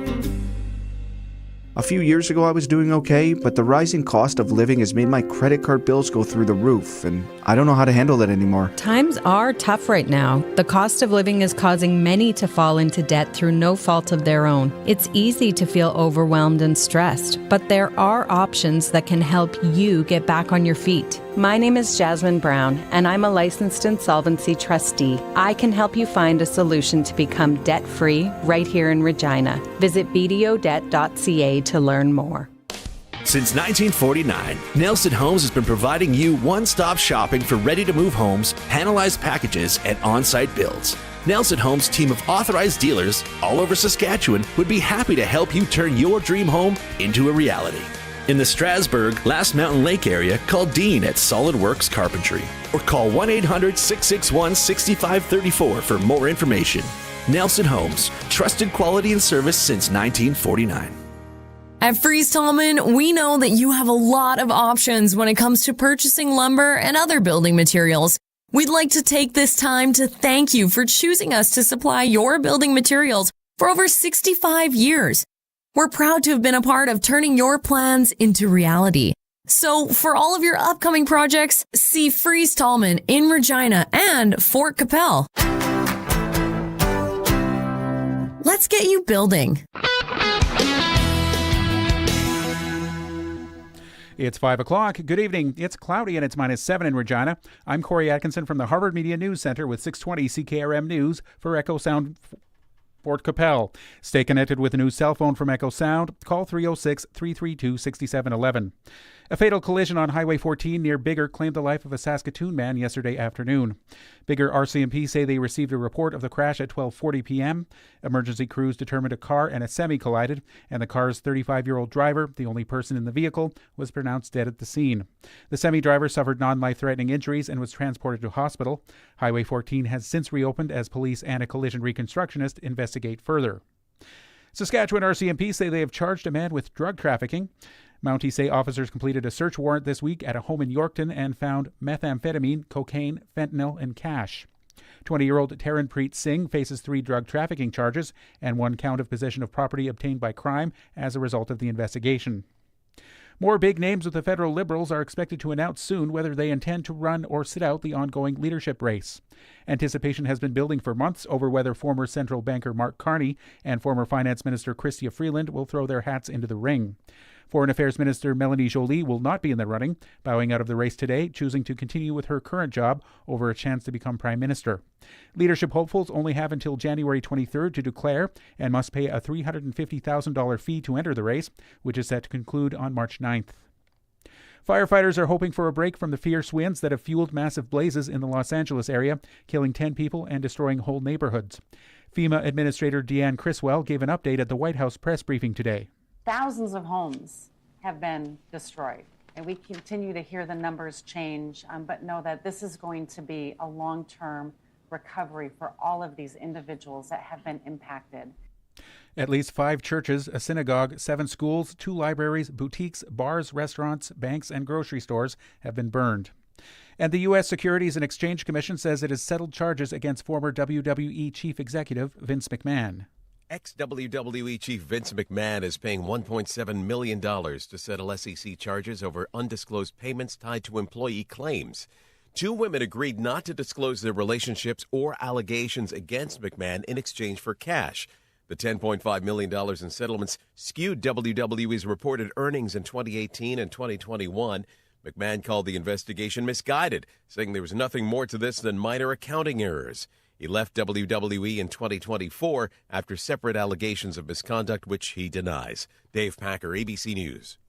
It's 5:02, and that's your 620 CKRM News. Read more stories from around your community and around the province at sasktoday.ca and 620CKRM.com. Your weather is next. Oh, finally. There it is. Whoa, did you order pizza? No, even better. I called Echo Sound, your SaskTel authorized dealer. Oh, so what'd you order? Well, they have all the top-of-the-line smartphones with all the latest features. And so many great plans, man. Oh, nice.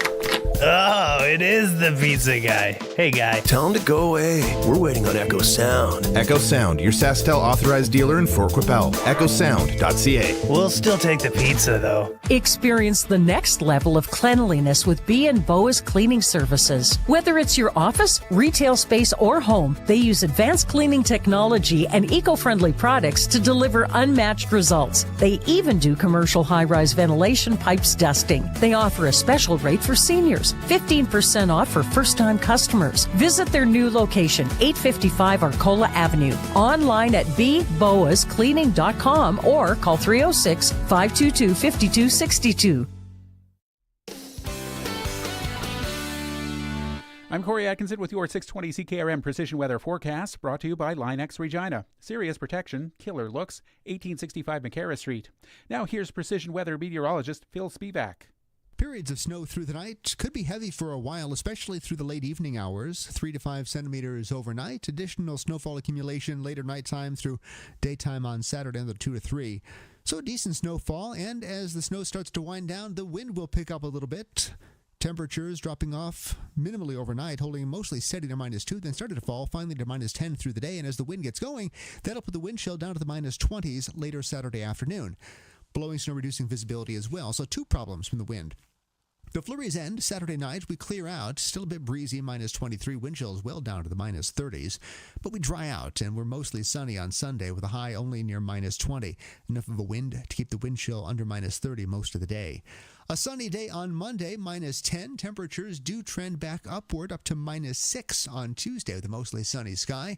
And breezy, but sunny and mild, close to freezing Wednesday. With your 620 CKRM weather forecast, I'm Precision Weather meteorologist Phil Spivak.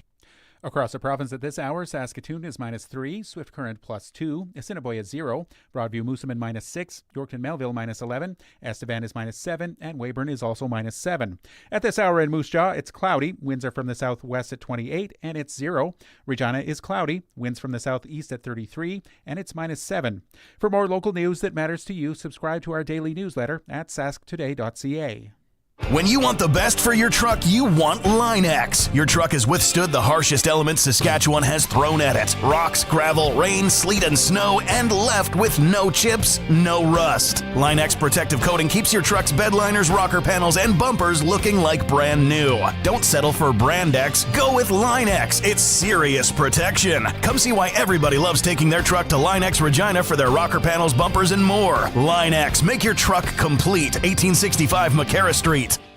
Winter is a wonderful time to cozy up and enjoy the comforts of home. Right now, you can stay in, stay warm, and stay connected with Access Hyperspeed Internet for as low as $54.95 a month for 2 years. Get the speed you need for gaming, streaming, or video chats with faraway friends. And combine with Access Next TV Stream for your favorite channels and movie nights with the whole family. Visit myaccess.ca today and save big on Access Hyperspeed Internet and Next TV Stream. Broadcasting from Century Studios in downtown Regina, Harvard Media presents the all-new Sportscage, where Saskatchewan comes to talk local sports. Brought to you by Nelson Homes, supplying home packages and RTMs for over 65 years. Be a part of the show. Call 1-866-767-0620 or text 306-936-6262. The all-new Sportscage. Streaming at sportscage.com and on the radio at 620 CKRM. Welcome back. One more hour of the program. We're waiting on Farhan Lalji to join us, who's he's the kind of guy that first threw out the Jake Mayer signing with the Riders. So we'll talk to him, find out some other CFL news. Big college football game that he's taken in tonight, and I think he's going to an NFL game as well. Locally, tonight, in Moose Jaw, it is the Regina Pats Moose Jaw Warriors, 7 p.m. puck drop. Game is here on 620 CKRM. with the pregame show at 6:30. Lethbridge is in Swift Current, Saskatoon's in Calgary, Prince Albert in Edmonton, Red Deer's in Medicine Hat, Portland starts their trip in Brandon. SJHL, Melville makes the trek into Estevan. Melfort welcomes the Larange Ice Wolves. You heard it on the Southie Mainline Chrysler SJHL report, worth the drive every time guaranteed. The two big ones in the SJ that Benny and I were talking about. Tomorrow, Yorkton is in Melfort and Flin Flon at Humboldt Sunday afternoon. Prairie Junior Hockey League tonight, the Capitals in Assiniboia, 8:15 puck drop. All-Star game tomorrow, 4 p.m. in the Junior B Loop in Carrot River, Saskatchewan. Little senior love tonight in the Big Six. Redvers at Moosomin, 8 p.m. Two of the best teams going at it there. Swan Valley in the Sask East taking on the undefeated Rocanville Tigers. In the Nauticue, Hodgeville Rollo, Assiniboia at Avonlea, and some Highway Hockey League. Bethune, Belcaris, Lumsden at Milestone. Balgony plays host to Southie. There's your rundown. Senior Hockey Report with Josh Miller coming up at about 5:30. If you want to sprinkle, go to coolbet.co. You've had this cough all day, and we were trying to you've had tea. Mm-hmm. You've gone through almost a whole pack of Halls. Almost, yep. Not Fisherman's Friend guy? No, not really. Not a big one. It's that's the worst though, and sometimes I do feel like it's dry in here, and it's like you get that dry cough. It's hard to get rid of. You're going to, people are just tuning in now, you're going to Warman on tomorrow, heading up. Cheer competition. Yep. Those things, I've never been to one, but they're pretty wild, aren't they? They are a lot. Like how many kids or how many girls and guys are we thinking? It depends on the competition. Warman has two. They have this Winter Knockout, which is their smaller one, but the Warman Cheer Classic, I want to say they had 1,000 athletes last year. It's over 3 days, and it is bonkers. Do you travel a lot? Like, are you with the cheer where all of a sudden it's like, hey, we're going to Florida? Daughter's too young for that so far, but last year we went to Niagara for Nationals, and that was a shot to the wallet, may I add. Did lots of fundraising. Sell jubes or chips. We sold everything. Bottle drives. Oh, actually, I just saw we're now hosting a cornhole tournament to raise money for this team. So hey, the backyard. That's a good. The backyard is the cornhole kind of spot in Regina, and I would say 20% of the people listening right now have heard about it. It's just off Albert Street. You can look it up. It's called the Backyard. And when you think cornhole, like the set up in the backyard or at a tailgate, that's what it is. But it's like it's got a nice bar, and then everything. There's an app you download when you're playing, and then everything's like electronic score. Oh, nice. You haven't been in there? I haven't been there yet. No. Oh, it's intense. The only thing that I suggest when people are doing these fundraisers and all that, because I think we're doing one for a hockey team or whatever, is go with the shorter option, because it becomes a long night. Like you can be there till like 1:32 a.m. chucking beanbags, and unless you're one of those like pros, I don't know if Caesar's out there listening right now. He's a pro. Chad Bobrick, Bonnie Day, some young kids. There is such a bloody strategy to playing this thing, and I'm played at Country Thunder with Chad, and it's like, yeah, we'll play. I don't know what the names are. Mark and Steve over there, and I'm like, okay, well, you're Mark's partner. I'm like, yeah, that's fine. Throw the bag, and then they are like, there's a strategy, and I'm like, what is going on here? And they're good, so it works. That's a different Country Thunder than I grew up going to, that's for sure. It was like throwing darts at each other's beer cans between our legs. Yeah, we kind of kept it on, but I was blown away by how good these people are that are the professional cornholers, and the backyard is a legit checkup, and it's awesome if you want to do a fundraiser. I talked about fundraising with the Canadian Brew House. You can win $25 Hyundai. Don't forget, it's a place to watch your NFL football starting tomorrow, college football tonight's daily specials. Always, I can't remember what the Friday special is. Should look it up online. it's a gooder.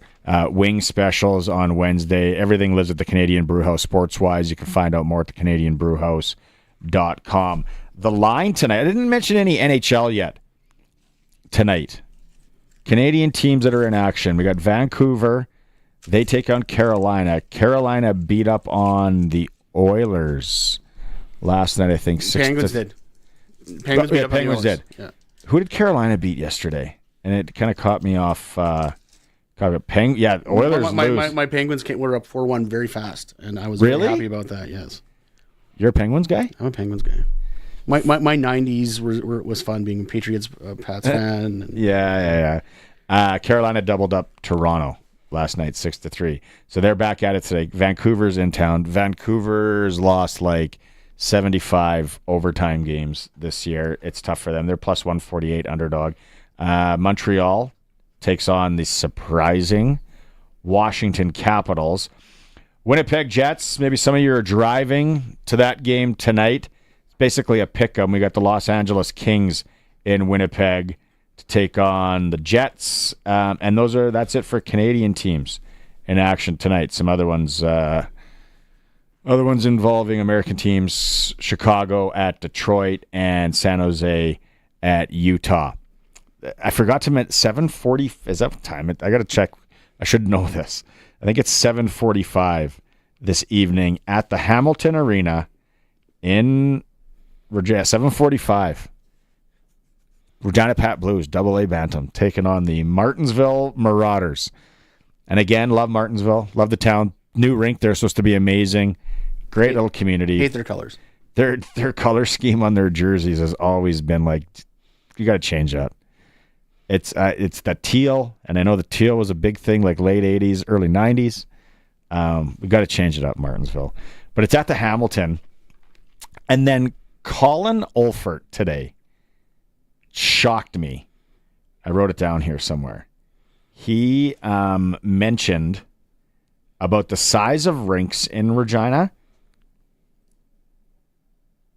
C6, they're all the legit, the 200 by 85. And then I was like, okay, well, so is the Wick, and so is the Ritchie. And he goes, no. The Ritchie, 191 by 85. I guess it does feel a little shorter, yeah. So 9 feet shorter. Yeah. 85 wide. Then all these city rinks, Staples, Hamilton, all the cookie cutter ones, yep. Mahan. I don't know if we'd be talking Kinsman and Optimus because those are in a league of cutters. Those are in a league of their Staples, own. Yeah, those ones. Yeah. 182 by 85. Yeah, those are small rings. Isn't that tiny? Yeah. 18 feet on the long side. If I'm doing my math correctly, yeah, 18. But they're all 85 wide. So yeah, that's a little tidbit for you in Regina. Found out today thanks to Colin Olfert from Westridge Construction. Chime that in at noon. Oh, we got him? All right. Let's go out. Western Pizza guest hotline. Get, like Luke said, go get a pizza with extra pineapple. Luke didn't say that. He hates pineapple. Say on Luke pizza. sent you. Yeah, Western Pizza, great night for that. Farhan Lalji from TSN joining us. Okay, I've been teeing it up. Where are you, Farhan? I am at home. Well, I'm walking my dog, actually. I was in the middle of a bunch of CFL trade calls and chatter, and then I will be in Arizona for the NFL playoff game on Monday. I was supposed to be at the Cotton Bowl tonight. Weather changed that a little bit, and off we go to Arizona Sunday for the Monday game. Okay, so I thought you were supposed to be at the Cotton Bowl. Okay, so you threw me for a loop. Weather changed it?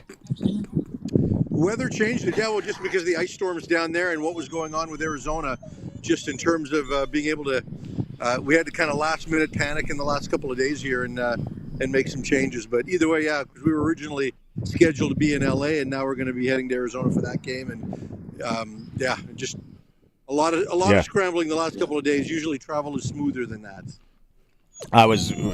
Greg and I were talking. We hear your dog in the background. That's cute. I know. How many people would just be scrambling right now to change plans that were planning to go to Los Angeles, yourself obviously included, but we're looking up tickets. Like, you can get into that game for a pretty good deal right now. I'm sure at game time, I think there is the charter out of Regina going down to Phoenix on Mondays or in around there. So it's not a bad thing. Crazy though. Let's start with the NFL before we get into the CFL. I asked Luc Mullinder this when we were going and chatting earlier. If there is one maybe upset this weekend on this slate of games, Farhan, which one would you say would be the underdog prevailing?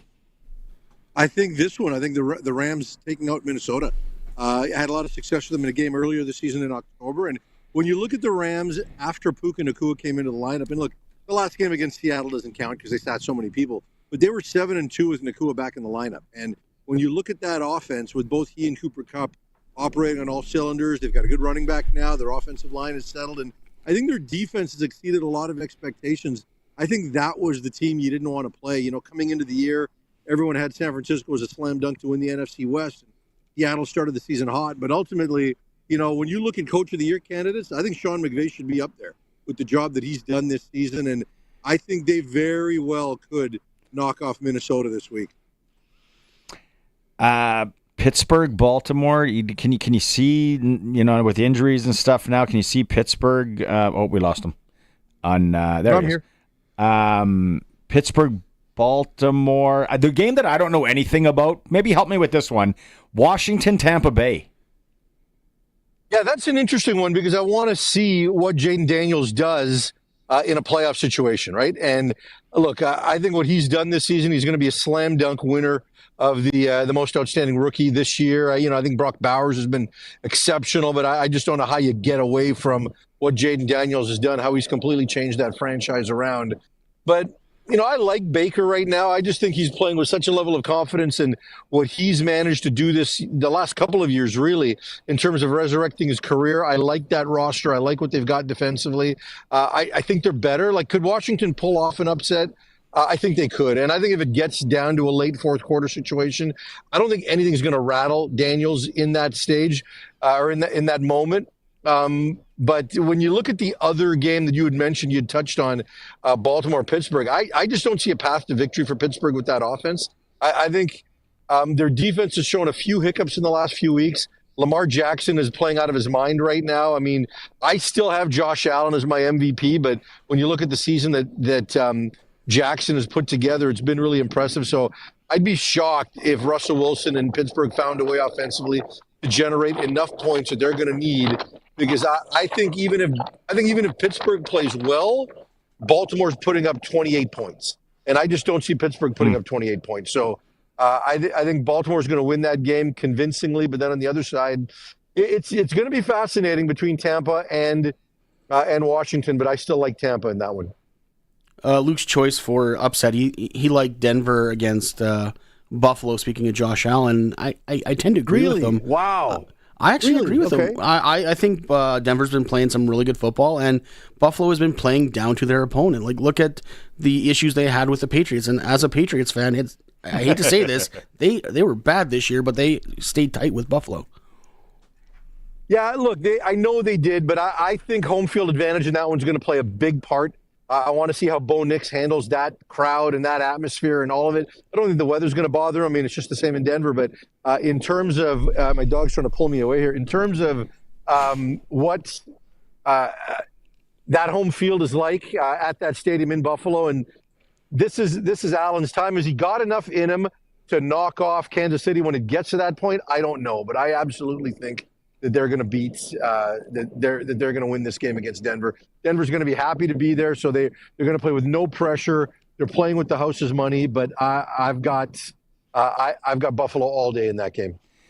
Let's go to CFL and the news that you kind of broke it on Twitter earlier this week that Jake Maier signs finally with the Riders. That's inked. We heard some audio from him today. A lot of people are I guess maybe a little confused on the 1-year deal. Do you think that was the best play for both parties, Farhan? Yeah, I think it was. And look, at the end of the day, these things are 1-year deals unless there's guarantees at the end of it. And there was never going to be a guarantee on the back end of a 2 or a 3-year deal if you're Jake Maier. For Jake Maier, he's trying to resurrect his career. He wants to be here, play behind Trevor Harris, hopefully in his mind, right, that Harris is getting older and maybe in another year there's an opportunity, and that if Harris gets banged up again, that there's an opportunity here. But this is a show me, rebuild my career type of deal for Jake Maier. And if you're Maier, there's no downside to a 1-year deal here, because even if you sign it and you have a great year, you're going to try to renegotiate it, right? There's no way around that. So I think it just makes sense here. Also today, Hamilton re-ups Bo Levi Mitchell. Was there even any thought not to restructure that deal? No, I think Bo wanted to be back. I think Scott Milanovich wanted him to be back. I think from Bo's standpoint, his deal was so incentive-based a year ago, right? There was so much tied to playtime incentives that he just wanted to get those numbers back to a point where there was a little bit more guaranteed, and he was able to accomplish that. He didn't even use an agent for this deal. He just kind of did it on his own. The bottom line in it, in terms of what he made this year versus what he could make next year if you just eliminate the playtime, it wasn't going to be a big cap hit for Hamilton, right? I mean, you have to budget that much anyway, because whatever other quarterback is there is going to have those same types of playtime incentives based into his deal. So, I mean, when you look at it, it's a reasonable number for a starter. Certainly a reasonable number for a guy that threw for 5,000 yards last year. And sticking with quarterbacks, everyone seems to have their two quarterbacks, Harrison Maier, VA, and, oh God, I'm drawing a blank. PJ Ford, Walker. PJ Walker, Ford and Cody. Yeah. What's, based on how Rourke played this last year, what's BC's plan?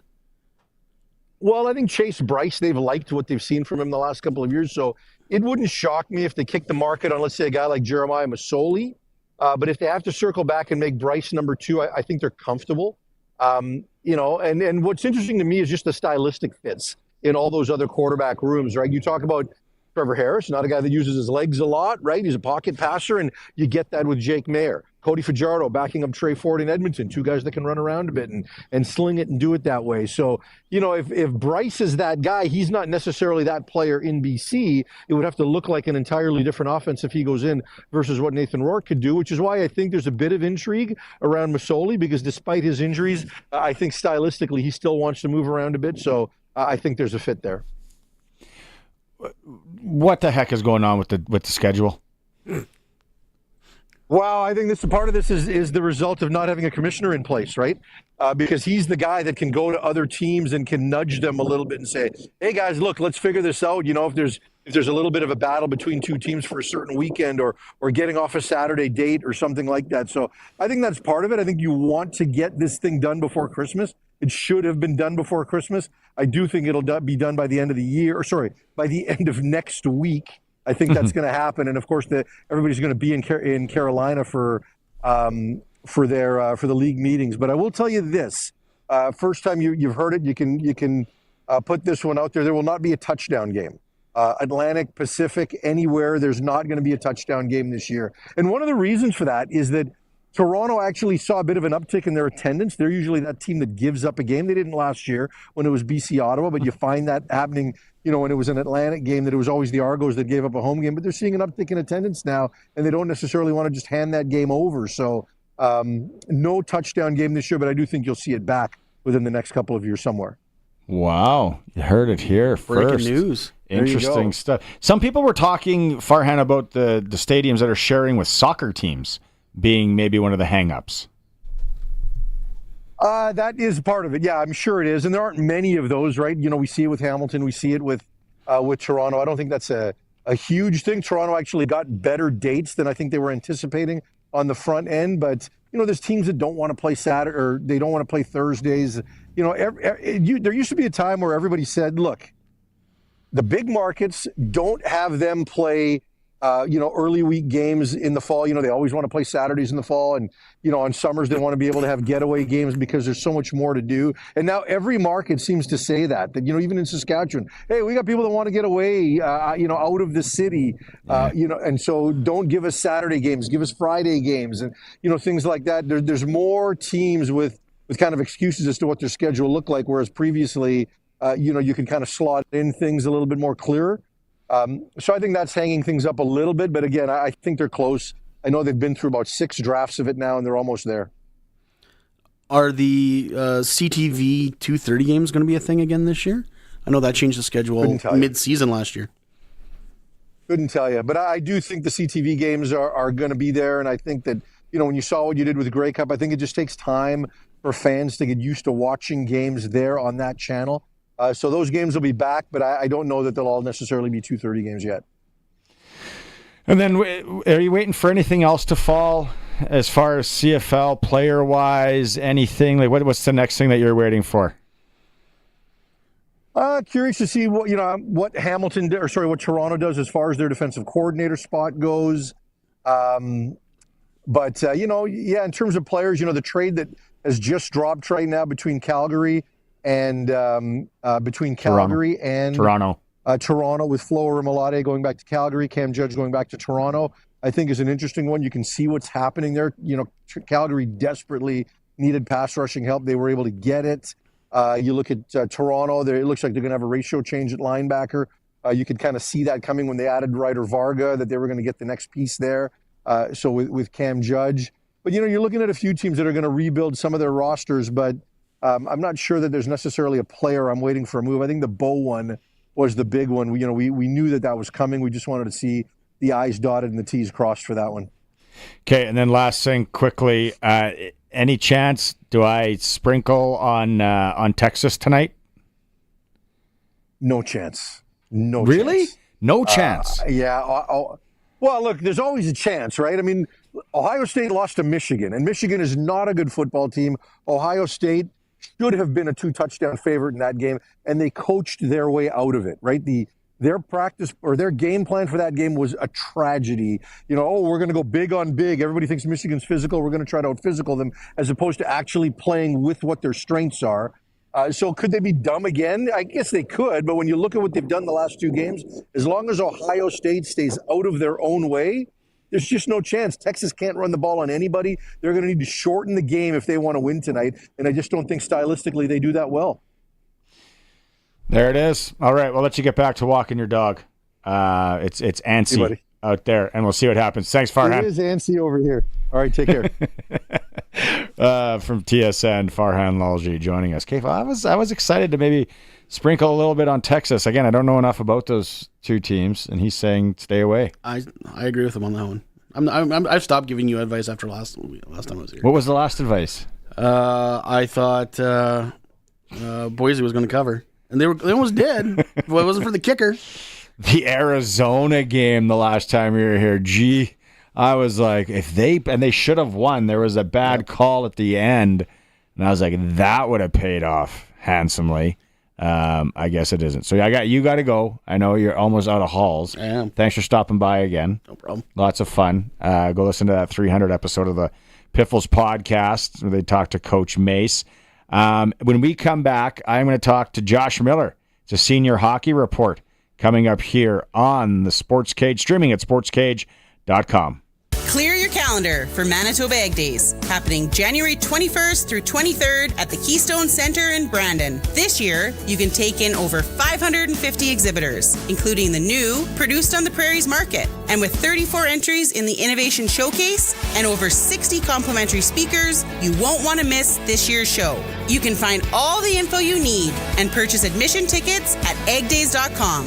Manitoba Egg Days, where the egg year begins.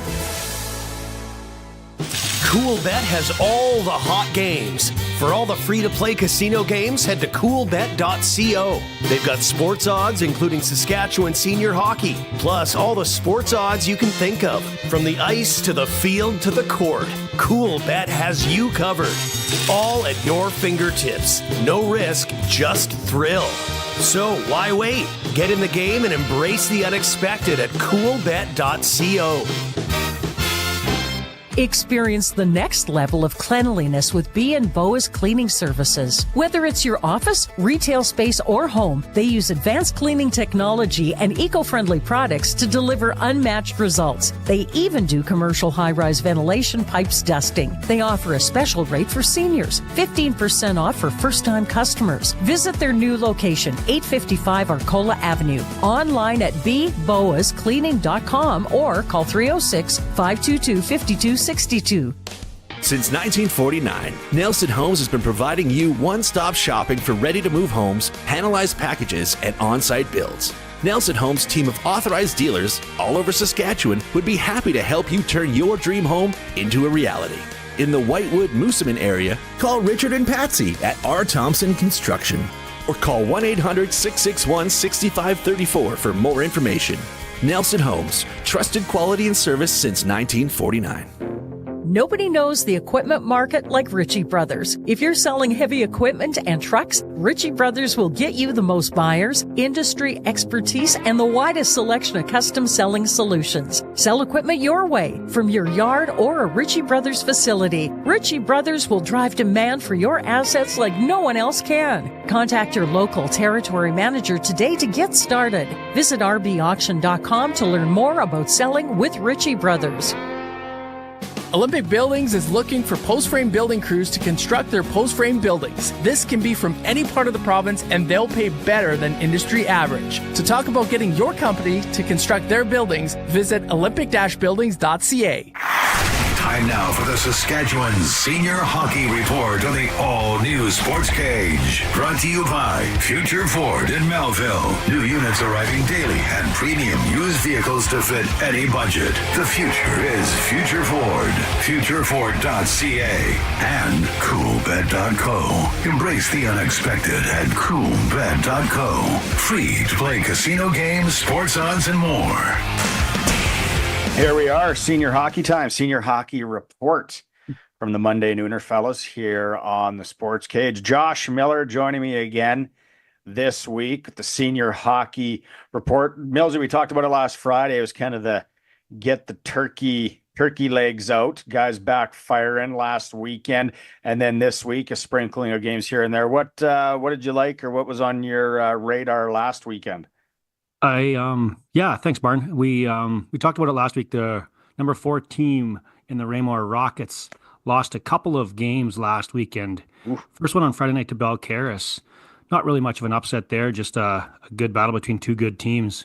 Then the one that kind of surprised me was Milestone on Saturday night, a little slip up there. So interesting to see what the Rockets have moving forward this weekend. And then now that the provincial draws come out last night, where they're going with that team right now. The other one I looked at was Moosomin, red hot in the Big Six. Won a pair of games. They're up to 10-1-1, 1 point behind the Red vs. Rockets for first in the Big Six. And the last one I looked at was Davidson, still undefeated. Won a pair of games. Friday night at Lorburn. I guess a really great game. 6-3, the Cyclones win it. I had some buddies that were out there, and they said 2 fast teams, real good hockey game. So Davidson, another team to look out for that last weekend. Right on. All right. We're going to get to provincials in a bit.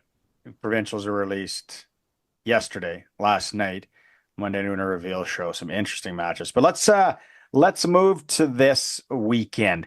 And I'm looking at the Big Six, Millsy, and tonight, 8 p.m. in Moosomin, I was out on CoolBet checking the odds, and the first place Red vs. Rockets are a little bit of an underdog in this one against the Rangers. Is that because of home ice, you figure? That's 100% the home ice advantage on that one. And word around the league is Moosomin travels well at home, not so well on the road. There it is. Insider. Also tonight in the Big Six, and I looked at these odds, it's the Red Devils and the Cougars. Now, if you want to sprinkle, Carnduff is a heavy underdog there going into Carlisle.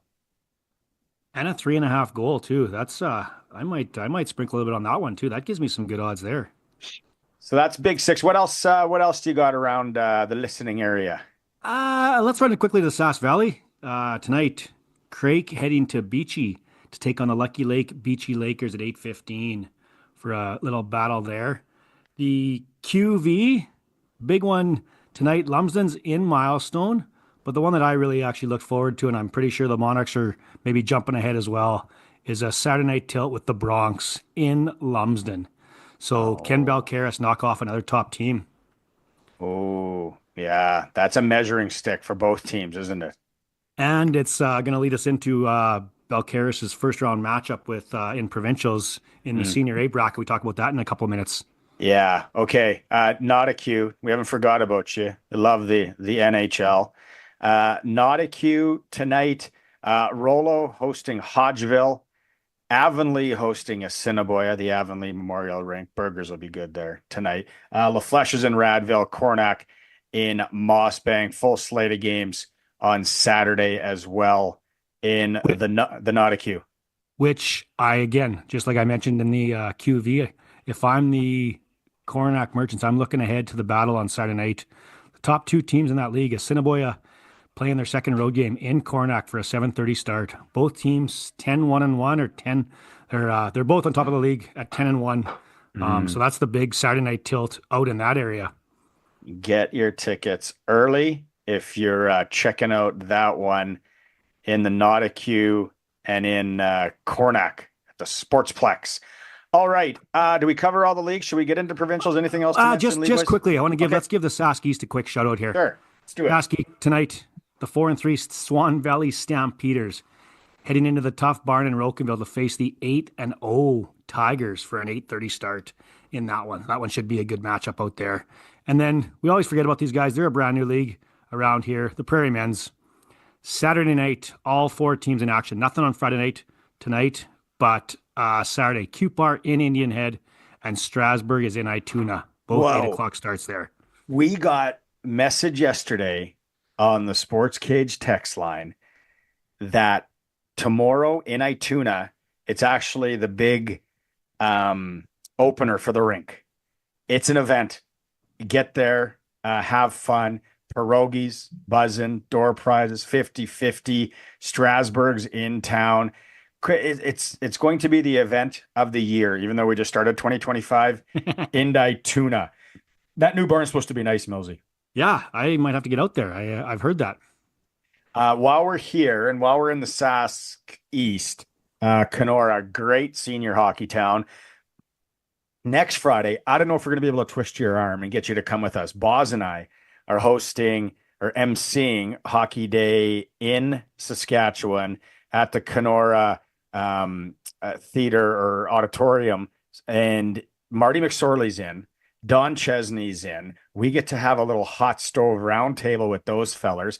Silent auction, great meal. Tickets are $75, still some available in Kenora. And we're doing the Sports Cage live from Kenora. Like it's a win, and then pierogies is the third win for me. Like it. In Kenora. Yeah, lots of fun. Hockey Day in Saskatchewan. You ever been to Kenora? I have not. Oh, there we go. I have not. So, yes. A reason to go. All right. Like we said, provincial time. Huge. Provincials, small town hockey. When it comes to provincials, like this is like something special. And if you're from Saskatchewan, especially from a small town, you get it. It's exciting. The brackets were revealed. They're down a few teams this year. It kind of fluctuates. They're up overall senior teams, like well over 100 this year. Provincials, I think it's because some teams are joining up with other teams, right, Millsy? You always see that teams are kind of and then the one you talked about a couple weeks ago, the big one was in the Long Lake, where Watrous is actually joining up with Drake. Yeah, and you see that a little bit more. And we talked to Kelly, the Hockey Sask president, yesterday, and he mentioned that exact, kind of echoed those same sentiments. And they're looking at something next year to kind of get some of these new teams, new leagues, the smaller towns back into provincials. And maybe hopefully next year when we're talking about this a year from now, there is the leagues are the towns are up and the numbers are up. So. Okay, so let's start in Provincial D quickly. Let's go through a few of the key matchups. Provincial D, the defending champs are the Macklin Mohawks. They got Edam in the first round. Lucky Lakes at Looseland, Purdue Delisle, Redvers, Milestone. That's the one I got circled on my Senior D first round report here is the Redvers Rockets and the Milestone. Milestone was in A last year, lost a few imports, tried to get into the Naughty Q at the early in the year, didn't get in. And now we're just playing out the league, and they're mid pack in the QV this year. Yep. So be interesting to see where they get with the Redverse boys. And then I'm going to give a shout out here, also in D. Shout out to Cupar, the Canucks in the what's the league called again? Sorry, the Prairie Men's. Prairie Men's. They're going provincials. They take on Radville in round one. New mayor, Andy Boha in QPAR. Everything's looking up in QPAR this year. All right, from D, let's go to C. What are you seeing? Who's the defending champ in C? C's my Wilkie Outlaws, boys. They are the defending champs. They get let's go the other way. Let's say that Outlook gets maybe a tough matchup against Wilkie in that first round. Outlook struggling a little bit in the Sask Valley, and Wilkie's second to 2 points or a point behind Kindersley in the Sask West. So, but the one I've got my eye on is Kenora Carnduff. Oh, that one is a great matchup, I think. Two great hockey towns. They again both had a good little run last year. Kenora lost in the second round last year in C, and Carnduff lost to Kyle in the South Finals. So it'll be that one's my pick. Top ranked team in the province, Foam Lake Flyers. They get Hudson Bay, and then Oxbow, Assiniboia also going in a first round in C. Okay, now over to B. B's a little bit different. $5 fill up at KFC and $5 Pizza Hut Pizza style. Hut deal. I like it. There's only 5 teams in B this year. One dropped out really late, according to Kelly McClintock from Hockey Saskatchewan. But we got some heavy hitters and some good matchups. Davidson, tough. Going to take on Bigger. Tough one there for the Bigger Nationals. The winner of that will play the Kindersley Senior Clippers. And that's the one I'm looking forward to. I'm looking past. I think Davidson wins that first round fairly easily, although they got to go into a small barn and Bigger. But I'm looking at that Davidson Kindersley matchup as a really going to be might be the provincial final, but let's not take anything away from the other games. The Moosomin and Langenberg in the other side. Yeah, Moosomin, Langenberg in the other one. These are all best of threes, all the series, best of threes. Keep in mind, provincials, doesn't matter what you're going. Langenberg, Moosomin, get your tickets early for that one. What is it, the Mike Schwain Arena in Shane? Yep. In Moosomin, going to be buzzing and hopping. All right, and then A, the Big Daddy. A, this is where you can have as many imports as you want. Call as long as teams combine. Yeah, guys are playing in Saskatchewan. They can go if they're out of province. They can't be in a league. Sign them up. Get everyone scared. Sign some big names. Do whatever you want. So we got Drake Lorburn Hafford versus the defending champs from Keniston in round one, and then Leroy Kyle. They get a first round bye, but they'll battle in round two. Leroy Kyle, a real interesting one. What was it, 355 kilometers between those two towns? 355, yes. That's I love a good road trip in provincial time. Yeah, and then so I'm going to let you take it because the one that a lot of people have circled in A, first round. Speaking of getting your tickets and trying to get a spot in the Balcarres bar, and she's going to be tough. Yeah, well, that's what I have circled down here. Everybody's looking forward to see who gets Round Lake, and the lucky winners are Balcarres this year. I don't count them out. I actually think you're better off getting the Bears maybe early in the provincial run before they get their guys all together and have played together. And some of these guys that they've signed, and we've all seen the social media posts, they if these guys show up, they'll be good, but can they all play together? So. I think it goes 3 games, but I'm not picking a winner.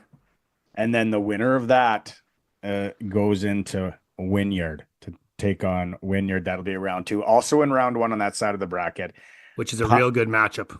Powerful Lumsden Monarchs against Wadena Wildcats, and then I kind of have this one circled too as a sneaky good one. Yep. Raymore Carlisle. Raymore loses, first round. Last year to Wynyard. I've heard a rumor they picked up a couple of ex-pro guys that are back. Carlisle loses a 3-game series with Round Lake last year. So they're looking for some redemption. He can make a couple of rounds and make some more gates. That's a great matchup in that one. Oh, it's going to be so good. It's always tough. It's you can go on the Monday Nooner socials if you want to find out more and follow along. We'll also have everything covered here on the Sports Cage. It's a busy time for Senior Millsy, eh? Love it. Can't wait. I just got a tweet from somebody that asked how many over-under the games I'd get to attend this year in provincials. I don't know. It's going to be a few. I love it. The Senior Hockey Report on the Sports Cage. It is always brought to you by Future Ford in Melville. The future is future forward. Good used units and new units arriving. Check them out online for everything special there. And coolbet.co, like Millsy and I said, you can sprinkle senior hockey style, go on, have some fun, play responsibly. Coolbet.co. Millsy, thanks so much, buddy. Let's see how it all shakes down, and we'll talk to you next week. Sounds good. Thanks, pal. Thanks, everybody. It is the Senior Hockey Report on the Sports Cage. Time for a quick break. Maybe sometime when we get back. It is the all-new Sports Cage. We're streaming at sportscage.com. And as always, on the home of sports in Saskatchewan, 620 CKRM. Degelman Industries has been engineering tough, high-performance equipment for 60 years. See for yourself with our industry-leading Degelman bulldozer blades. Degelman engineers, designs, and individually builds all bulldozer tractor fit-ups to ensure proper mounting locations are the best spot to push from, protecting your tractor investment. Visit the Build-A-Blade feature on Degelman.com for more information. Degelman, engineered tough. Since 1949, Nelson Homes has been providing you one-stop shopping for ready-to-move homes, panelized packages, and on-site builds. Nelson Homes' team of authorized dealers all over Saskatchewan would be happy to help you turn your dream home into a reality. In the Fort Capel area, Melville, and Yorkton, call Calvin at 99 Builders or call 1-800-661-6534 for more information. Nelson Homes, trusted quality and service since 1949. Sask Lotteries has 50 years of winning behind us. And you know what that means? Lots of winning numbers. Numbers like over 1,200 organizations funded and 12,000 plus groups supported. $6 million given away annually in community grants. And the winningest number of all? $1.4 billion given back to the people of Saskatchewan through sport, culture, and recreation. And we're just getting started. Help us grow the next 50. Learn more at sasklotteries.ca. You don't want to move cows that don't want to be moved. Instead of trying to move the cows to the water, just install a Keln Solar livestock watering system. With a Keln Solar livestock watering system, you can put your pump pretty much anywhere without the cost of hooking up to the grid. Leave the cows where they are and move the water to the cows. Learn more about the Keln Solar livestock watering system at kelnsolar.com. Keln Solar, we move water. It's farewell to 2024 and hello to massive savings at Southie Mainline. Get up to $25,000 off remaining 2024 inventory. That's huge. Save up to $19,000 on 2024 heavy duties. That's gigantic. Plus, we have the 2024 Jeep Compass starting at $34,945. Southie Mainline is a small town feel with bigger than city discounts where customers show up and leave feeling like family. Find you your perfect vehicle at the best price in Saskatchewan. Southie Mainline, just 30 minutes from Regina. It's worth the drive every time, guaranteed. We want your business on board for the Harvard Media online auction. It's easy. All you've got to do is provide items like gift cards, experiences, services, or whatever cool product you have. And in exchange, we'll give you a world-class marketing campaign. No entry fee or cash outlay. Just a good old trade deal. That hammer could be coming down for you. Just hit up harvardmedia.com and join in on all the excitement. Terms and conditions apply. Welcome back to the all-new Sports Cage. Get social with us. Follow us on X at Sports Cage. Watch our video stream at sportscage.com and always on the radio at 620 CKRM. Welcome back to the Sports Cage for Nelson Homes on Friday. As always, building RTMs for over 65 years. Thanks to all of our sponsors here, of course, always on the Sports Cage. Now, hockey in the area. You heard the Senior Hockey Report. We just had that. Hockey in the area this evening. Pats are in Moose Jaw. 6:30 pregame show starts here on 620 CKRM with Dante DeCaria. Lethbridge is in Swift Current. We talked about that earlier. That is an interesting matchup tonight.